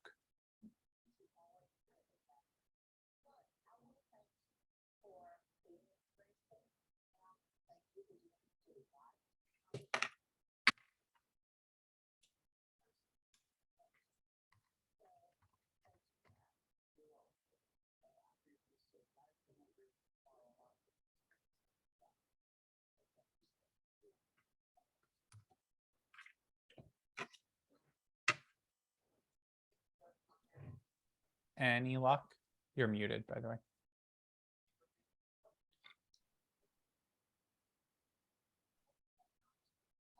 No, I'm still getting error in source header.js.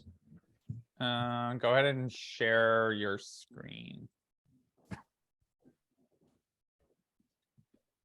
Let's just look in header really quickly and make sure that there, you are missing a word in header. It should be export default header. You're just telling it what it needs to export. There you go. Okay, thank you. Let's do a poll because I forgot to start that. So we should have header goes here. Wayne.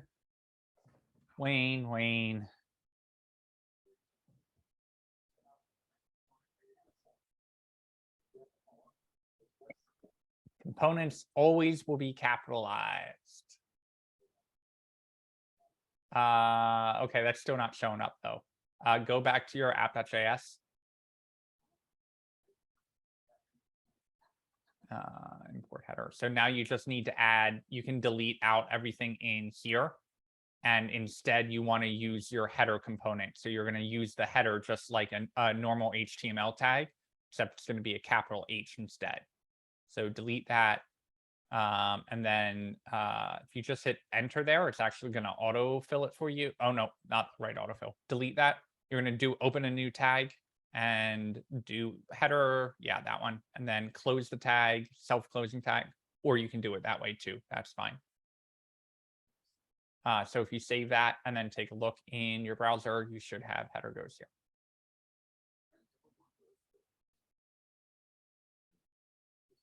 And you're muted, by the way. So if you said anything along there, I didn't hear you. Oh, I said, okay, awesome. All right, we got 6 votes in. Does anyone have questions on this concept of, hey, we've got a separate file here. We're using this component.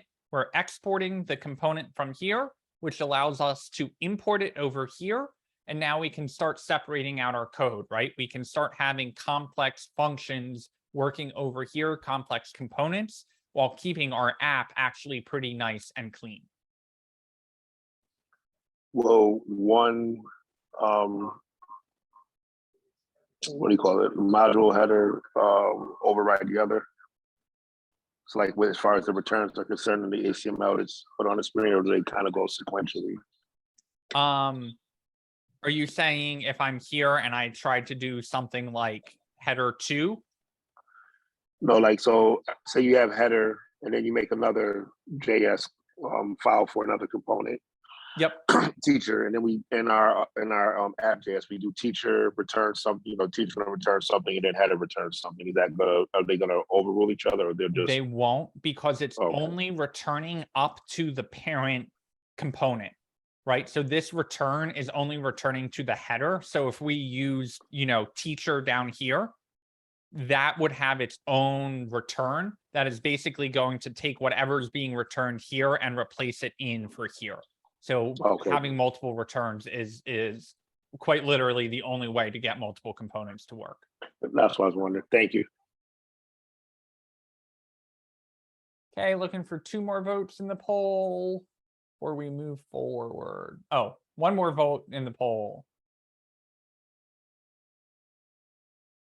Doug shared a link to Emmet of how you can get Emmet working if you are using your dot extensions and using tab autocomplete. That's what Emmet is. If you have not used Emmet, don't worry about that, but there is a link in the Zoom chat for that. Okay, I'm going to roll forward here. We have our header set up, so we might as well start using it. So I am going to put in a header tag. And in my header, I'm going to use a div class row. And I'm going to use class name instead of class because we're in React, right? React class is a reserved word in JavaScript, meaning when you say class in JavaScript, it means something else than class in HTML. So React solved that problem by just saying, hey, whenever we want to use a CSS class, we're going to use class name instead. Then in that row, I'm going to put a column. And I'm also going to center that column. And in there, I'm going to say, let's put an H1 in there so it's nice and big. And I'm going to say messages with mom.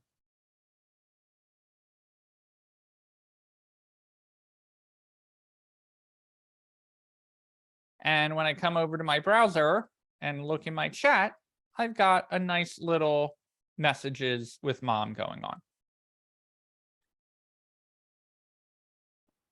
Now, because I am using Bootstrap, I should really put everything, all of my code inside of a container. And so what I'm going to do is in my app.js, in this class name, because we've got this pesky scroll bar down there, we're never really supposed to use rows and columns without putting them in a container first. And so that's why I've got this annoying scroll bar down here, is because I didn't put my rows and columns inside of a container. So in addition to the app, I'm going to use a class name container, and that solves our annoying little scroll bar going on for us, plus gives us some nice padding along the side of the page. Okay. Any questions on the header? Any questions about what's going on here? If you're curious about like where this line came from, if you remember in our app.css, we copied and pasted some things in. Some styling that I've already done for us is like, hey, go to the header, go find the row inside of the header, and then add a border to the bottom and a little margin to the top.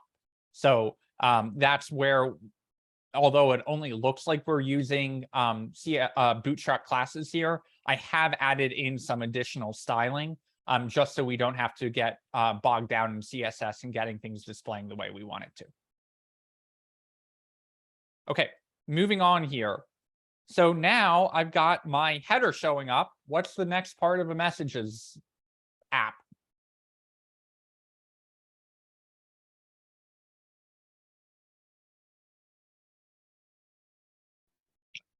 Maybe like a contact, like maybe my name, this person's name, words, other words. Yeah, so we basically want to see, we want to break this down into 3 things, right? We've got the header. Okay, this is sending messages back and forth with mom. That's got the contact details or whatever in it. We need to see the messages themselves. Okay, what's been sent and received. And then we've got to be able to have an input so that they can send a message. Okay, so we're in the header. We're going to create a new one called messages list. Okay, well, our messages lists, we go look in the browser. It's like messages list is not defined. Of course it isn't. We've got to go to our source. We've got to create a new file called messageslist.js.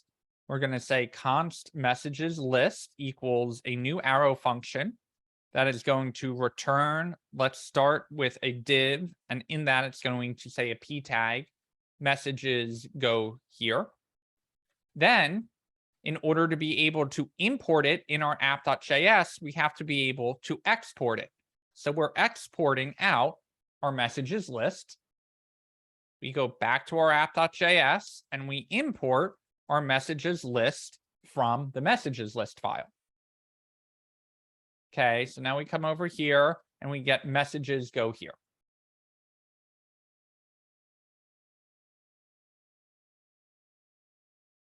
So I will move this one over to here so you can see both of them.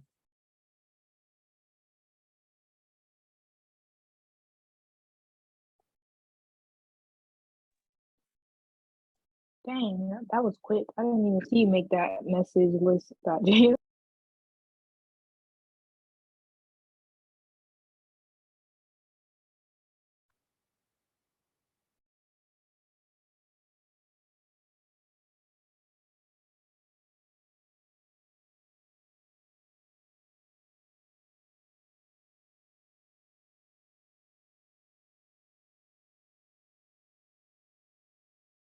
So we've got our messages list going on here. We've got messages list here. We've got messages go here. Now we'll get to the input in a second, but right now I want to get some messages showing up. But we stop for a second and we go, all right, well, breaking things out into separate files makes sense because, you know, we don't want our header and our message list and our input all in one giant one. And it's pretty easy to look at this and break down the app and say, all right, the header is its own little block of code. The messages is another, like, let's separate them out. But the other main use for components is being able to reuse them, right? We want to make one component for a received message and one component for a sent message. And based off of that component, we can reuse it whenever a new message pops up. So in our messages list, we actually can have multiple components in the same file. And the way we're going to do that is just say const sent message.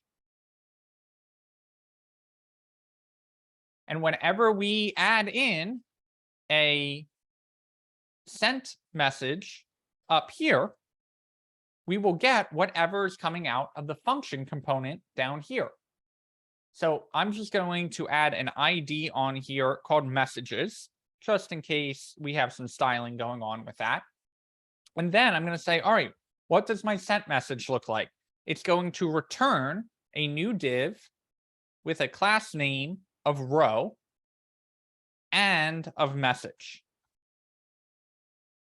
Okay, now what do we want the sent message to do? Well, I want it to be off to the right a little bit, right? I want a little bit of breathing room because the sent messages are always on the right part of my screen. So I'm going to say div class name col2, and that's just going to be a nice empty column for me.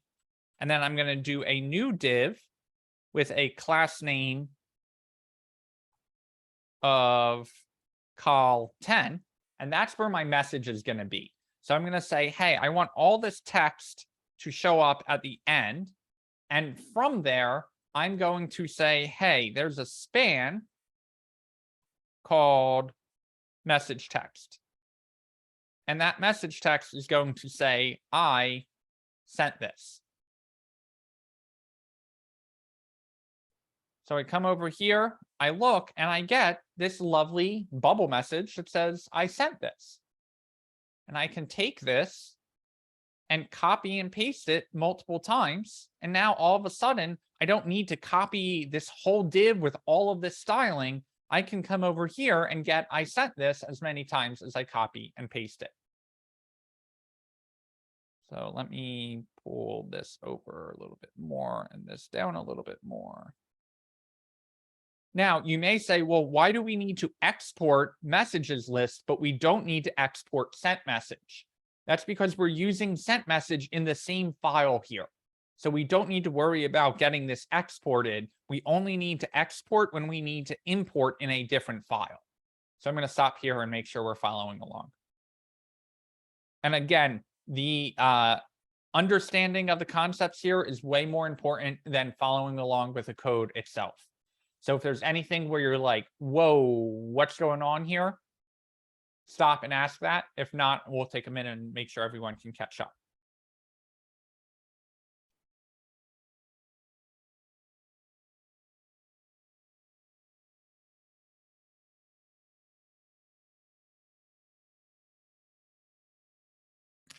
I have an error again. I'm not sure what I did wrong. What's the error?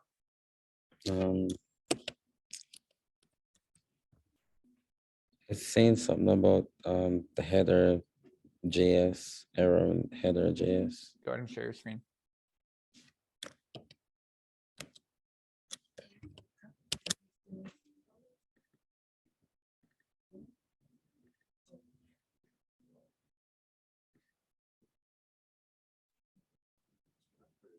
Okay, so we have to start at the top and work our way down. So scroll up to the top of the browser. First error, it says module not found, cannot resolve messages list in source. Okay, so let's go. Where do we use messages list? Where are we looking for messages list? Where are we importing messages list? From source. Yep. Well, that's where we export it. Where are we using it? Where are we trying to look for it?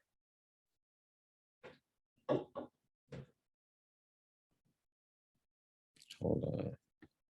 Okay, that's where we're looking for it. Now, what is wrong? Compare line 3, which is lit upright, to line 4, which is not.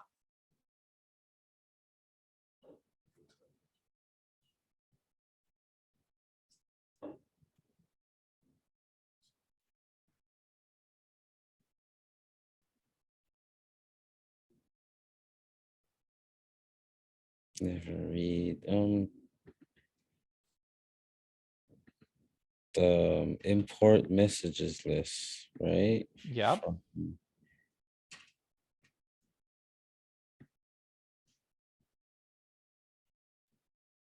Not seeing where anything would be wrong. Compare what comes after what's in the quotes to header.js.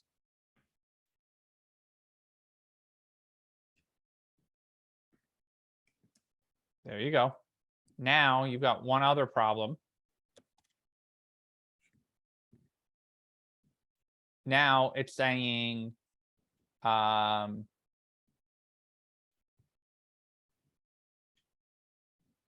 you've got a problem here and here.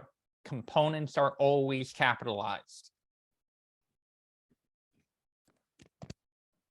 So we have to get better at reading what the error is, because the error is trying to tell us where we can fix it. Okay, so now it's saying unterminated on header line 8. So let's go back to header.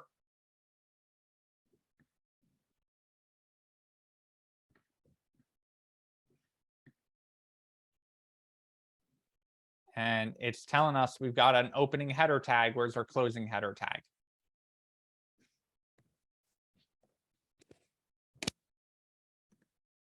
Lowercase h. Because we're using an actual HTML component there. Yep. Now we've got an opening curly brace and no closing curly brace, no closing parenthesis.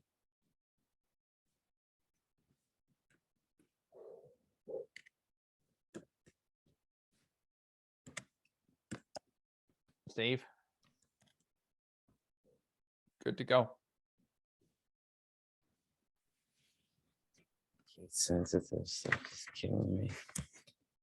As we go further and further into the program, I will not be giving you as many debugging answers, because that's something that when you get out into the work field, you got to be able to read what that error is and say, all right, unterminated. What does that mean? Oh, I'm missing a closing tag.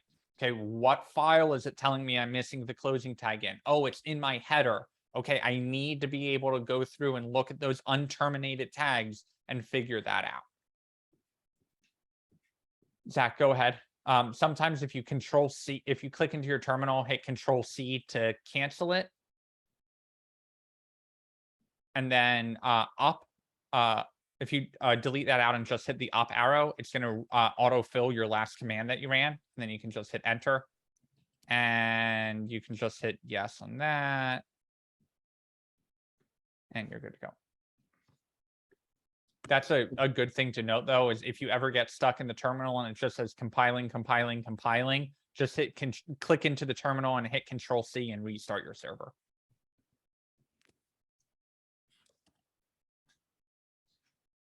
Okay, we're at 9. I'd love to get to 10. Is there one more? There we go. All right, last chance for any questions. Doesn't matter which where we are to right click to go to the terminal.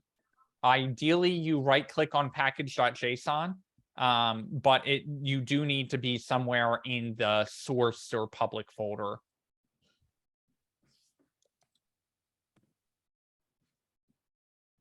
Okay.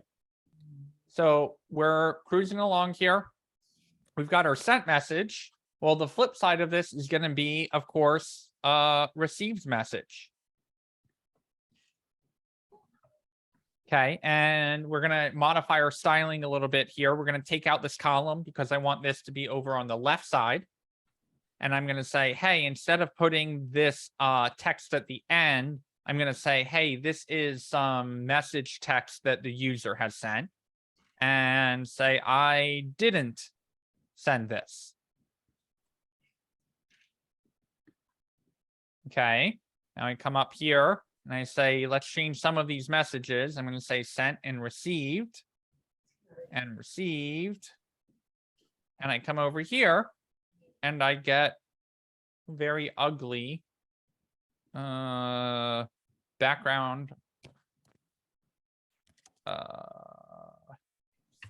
Because col10. Put this in the wrong spot. Col10.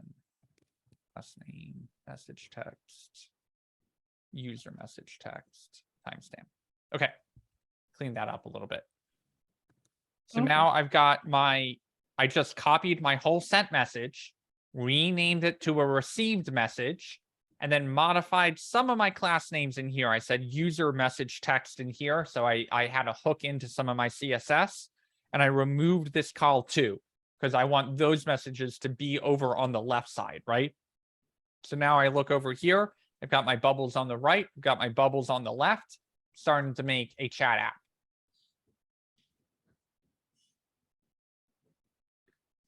But we run into a problem. Every message should be different, right?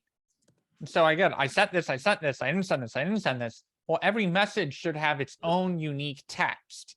So what concept in React am I going to use to send some data into these components to show different data?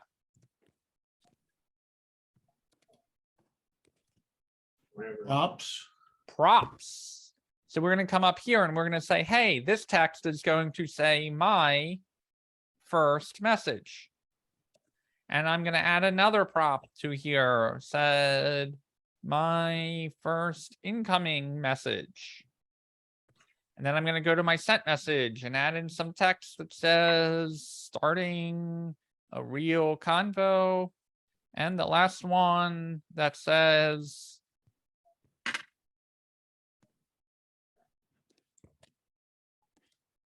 okay, so we've got that. We come back over, nothing changes. Well, we need to tell our components, hey, you've got some props coming in. So in order to do that, we're going to say, hey, props come in as an object, right? They always come in key value pairs. So we're using that curly brace to say, hey, the props are coming in as an object, and the prop that I want to get access to is called text.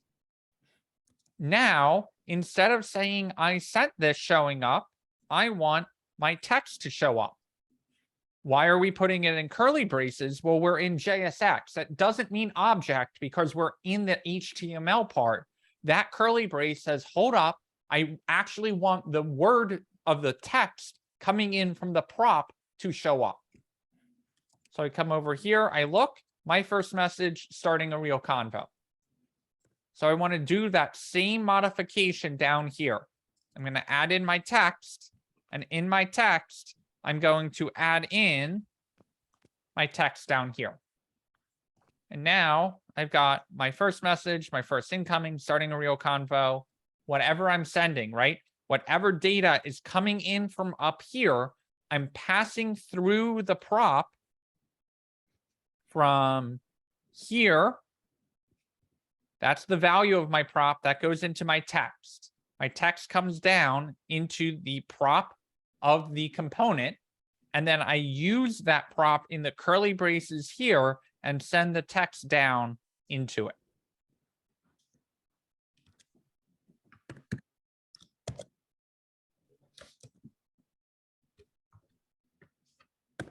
Oops, sorry, I didn't mean to stop my share. I'm in to start a poll.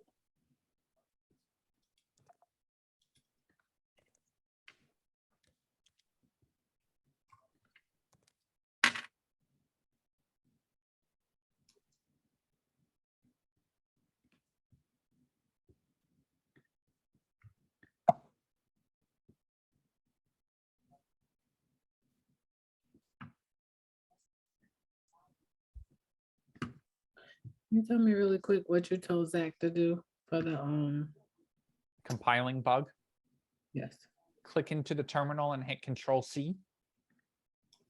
That's going to stop your server.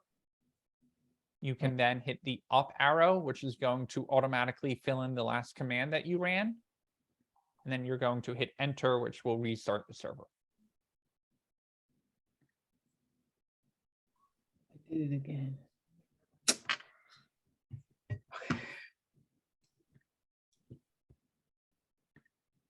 Max, for some reason, my when I try to like copy and paste my received message, it's I don't know, it's like dark, like it's not. I don't know if I'm missing something. I'm gonna just share my screen real quick. Help if I was unmuted. Did you add the received message up into your messages list? Because it will be dark down here until you use that component somewhere else. What do you mean added in my? So look at my messages list. You see how I have received message as another component showing up there? Mm-hmm. until you add this in, everything down here is going to stay dark. Oh, What it's trying to tell you is you've created this component, but it's all dark because you're not actually using it anywhere. So adding it in up here should make it light up down here. okay, I got you.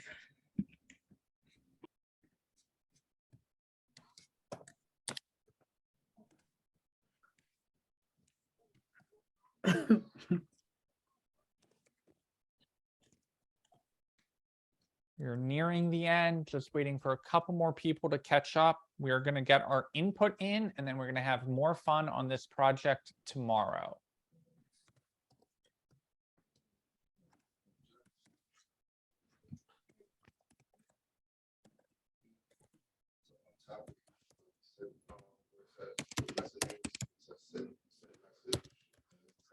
Eight votes in, going for 10. We're in the home stretch. One more component to create.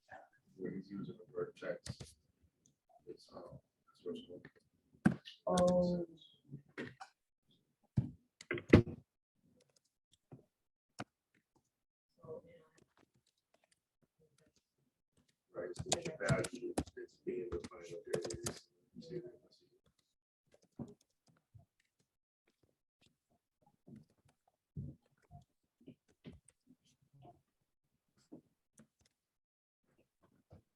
All right, we're going to move on to the last component here. So we are going back to our app.js, and we're going to make one final component, and that's going to be our input, right? So let me scoot this over. I'm going to go back to my files. I'm going to right click on source. I'm going to new file, and I'm going to call that message input.js. In my message input, I am going to const my message input as a new function that's going to return a form. And in that form, we are going to say, just put a p tag of input here. I come down here and I have to export my default thing coming out of this function, out of this file as message input. Over my app.js, I need to import my message input from message input. So pull it in from the file, and whatever is coming in from that file, we get access to that component right here. We drop in our message input component, and now we get input here down at the bottom.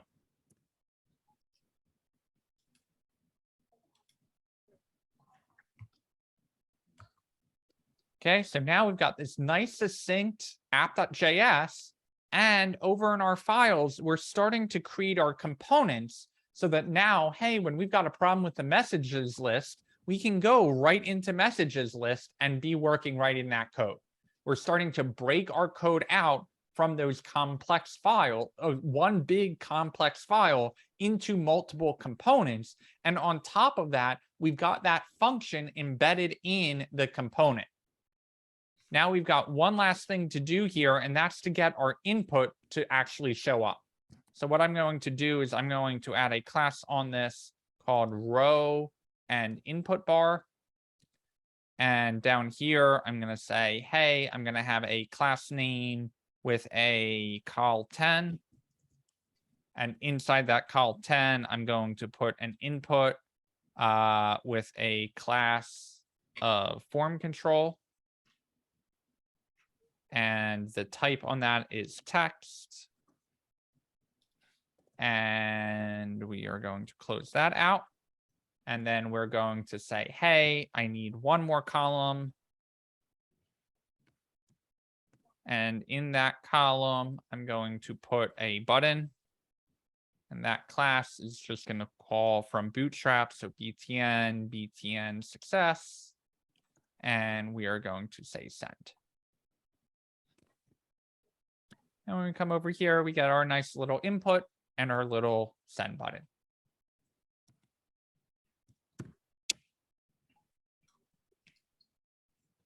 That is it for the evening. I'm not even going to poll you on that. I will leave this up on the screen. I will drop these files into the live stream and also update them on today's outline so that you have them all. And I don't think that outline is published in Canvas yet, so I will fix that after class. So you have it.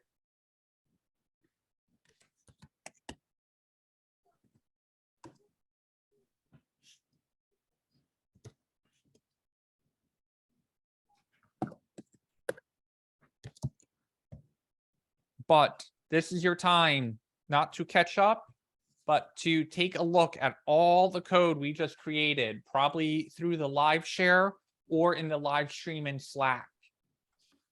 Take the last 4 minutes of class and make sure you understand where everything is coming from, why we're doing it that way, any understanding issues we want to resolve before we finish up class tonight.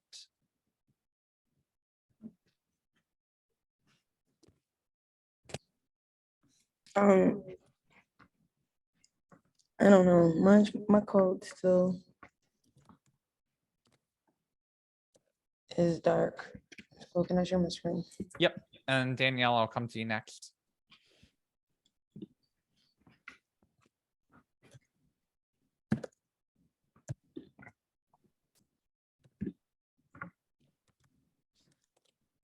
You are missing a closing parenthesis and a closing curly brace to finish off your sent message.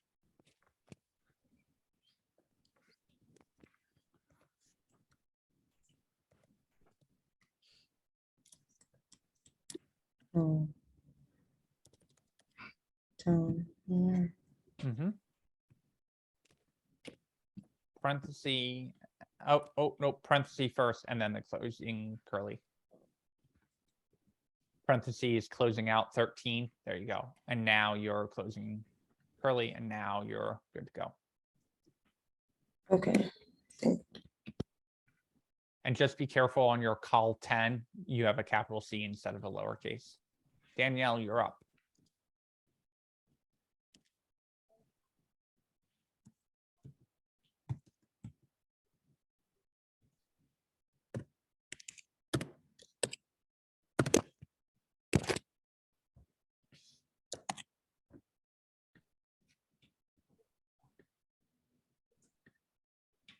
You talking to us? You're muted.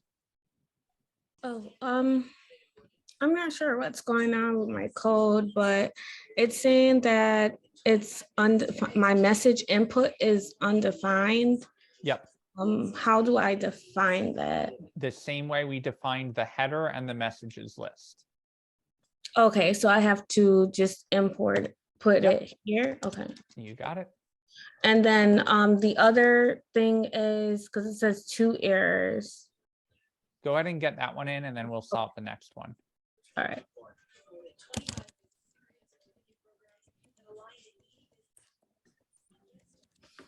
If you just hit enter on that, it should, yeah, there you go. Oh, or not.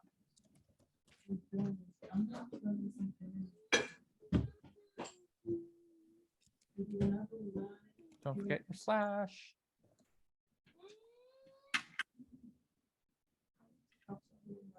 Okay, and now it's saying unterminated JSX contents in messages list.js. So let's go look at messages list.js. And you're missing an equals on your ID.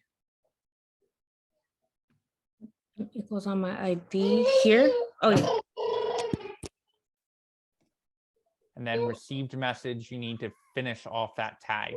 So on line 5, you need to do the closing slash and the closing tag. Okay, line 5. Thank you so much. No problem.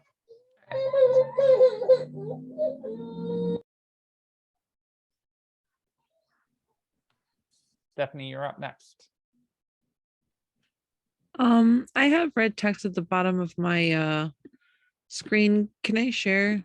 Yep. Let's see.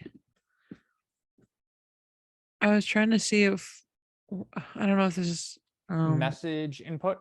Yeah. Oh, I screwed that up on mine. Oh. It should be on that form class on line 3. That should say class name. Oh. Cool. Okay. Thank you. You guys have ruined me. All I do is type class name at work, and I'm so used to doing regular HTML with you guys that I forget class name. So if it makes you feel any better, not only did you get that error before I did, but it was an error that I caused.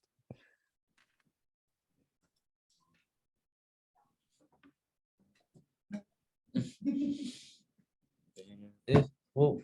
Wait, come back. One more message is not showing. Now, I will say your form input at the bottom should not be working yet. We did not get there. That is okay. Do not panic. When you type in a message and click the send button, it's not going to do anything, or it might refresh the page. That's okay. Don't worry. We'll get to that in a second. And by a second, I mean a full 21 hours from now in tonight's class, or in tomorrow's class. Yeah, should be. Glad you clarified that, because I was.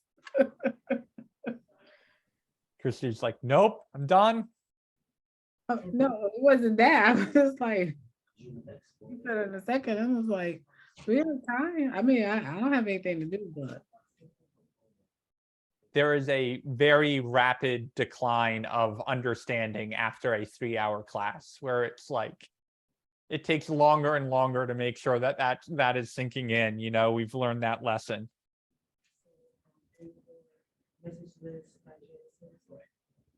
All right, if you have everything working, you are welcome to get out of here. If you don't have anything working and are sick of me, you are still welcome to get out of here. I will stick around for a couple minutes in case anyone needs help. Otherwise, have an awesome Tuesday, and I will see you tomorrow. It, the free code camp. Yes. And then what about,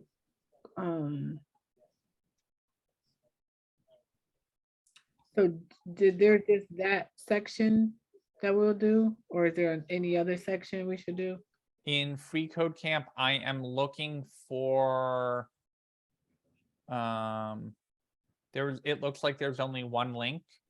Okay. I just dropped it in the chat, and I will make sure that that gets added to the outline. I'm not going to assign that one in particular on free code camp, but that's worth reading along with the documentation Mel already sent from MDN on the spread operator. Okay. And all of that will be in the outline for tonight. I think Mel's already been working on that, but I will get that published up to Canvas. Okay. Oh yeah, Mel is like 40 steps ahead of me. Mel is the bottom. Can you go over my code? Yeah, go for it.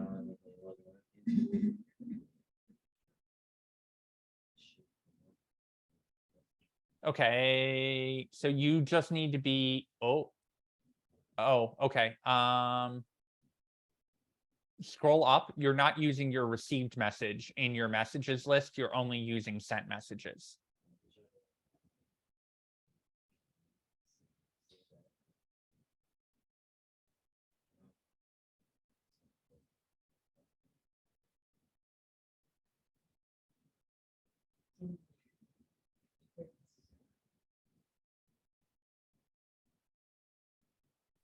Oh, I said, how did you see that? Was that the only thing that?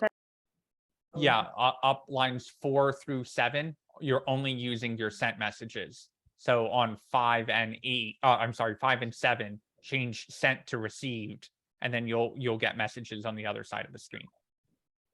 Okay, thank you. Can you hear me, Max? Yep, you're good. Okay. I just want to share. Share. Yep, go for it. I couldn't hear you, but I can hear you now. Okay. Is this what I'm supposed to have? Yep, you're perfect. All right, thank you. Good night, everybody.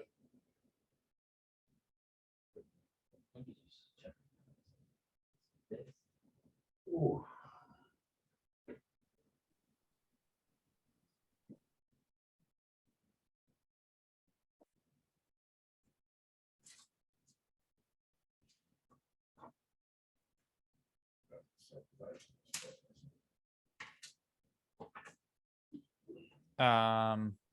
Okay, so you're using, scroll over a little bit so I can see the end of your line 25.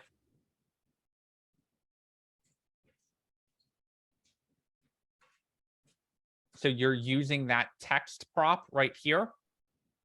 And that's coming in from your props from up here. But now you need to use that prop up where you use that. So you see how I have the text here? That's yep, you got it. Thank you. Have a good night. No problem.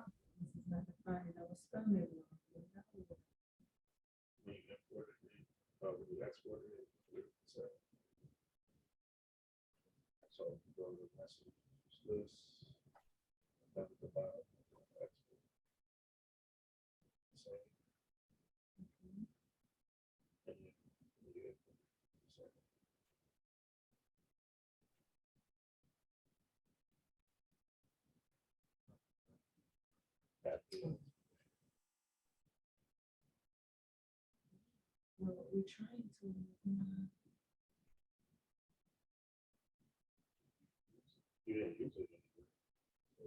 Right here, you wanna put, one user.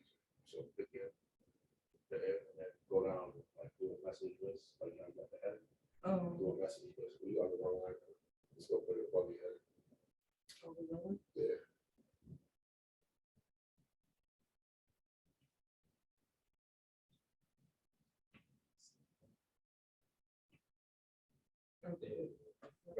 All right, I'm gonna head out of here unless anyone has any final questions.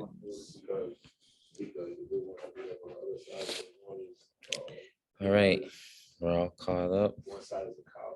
Awesome. Good night. Have a good night, everyone.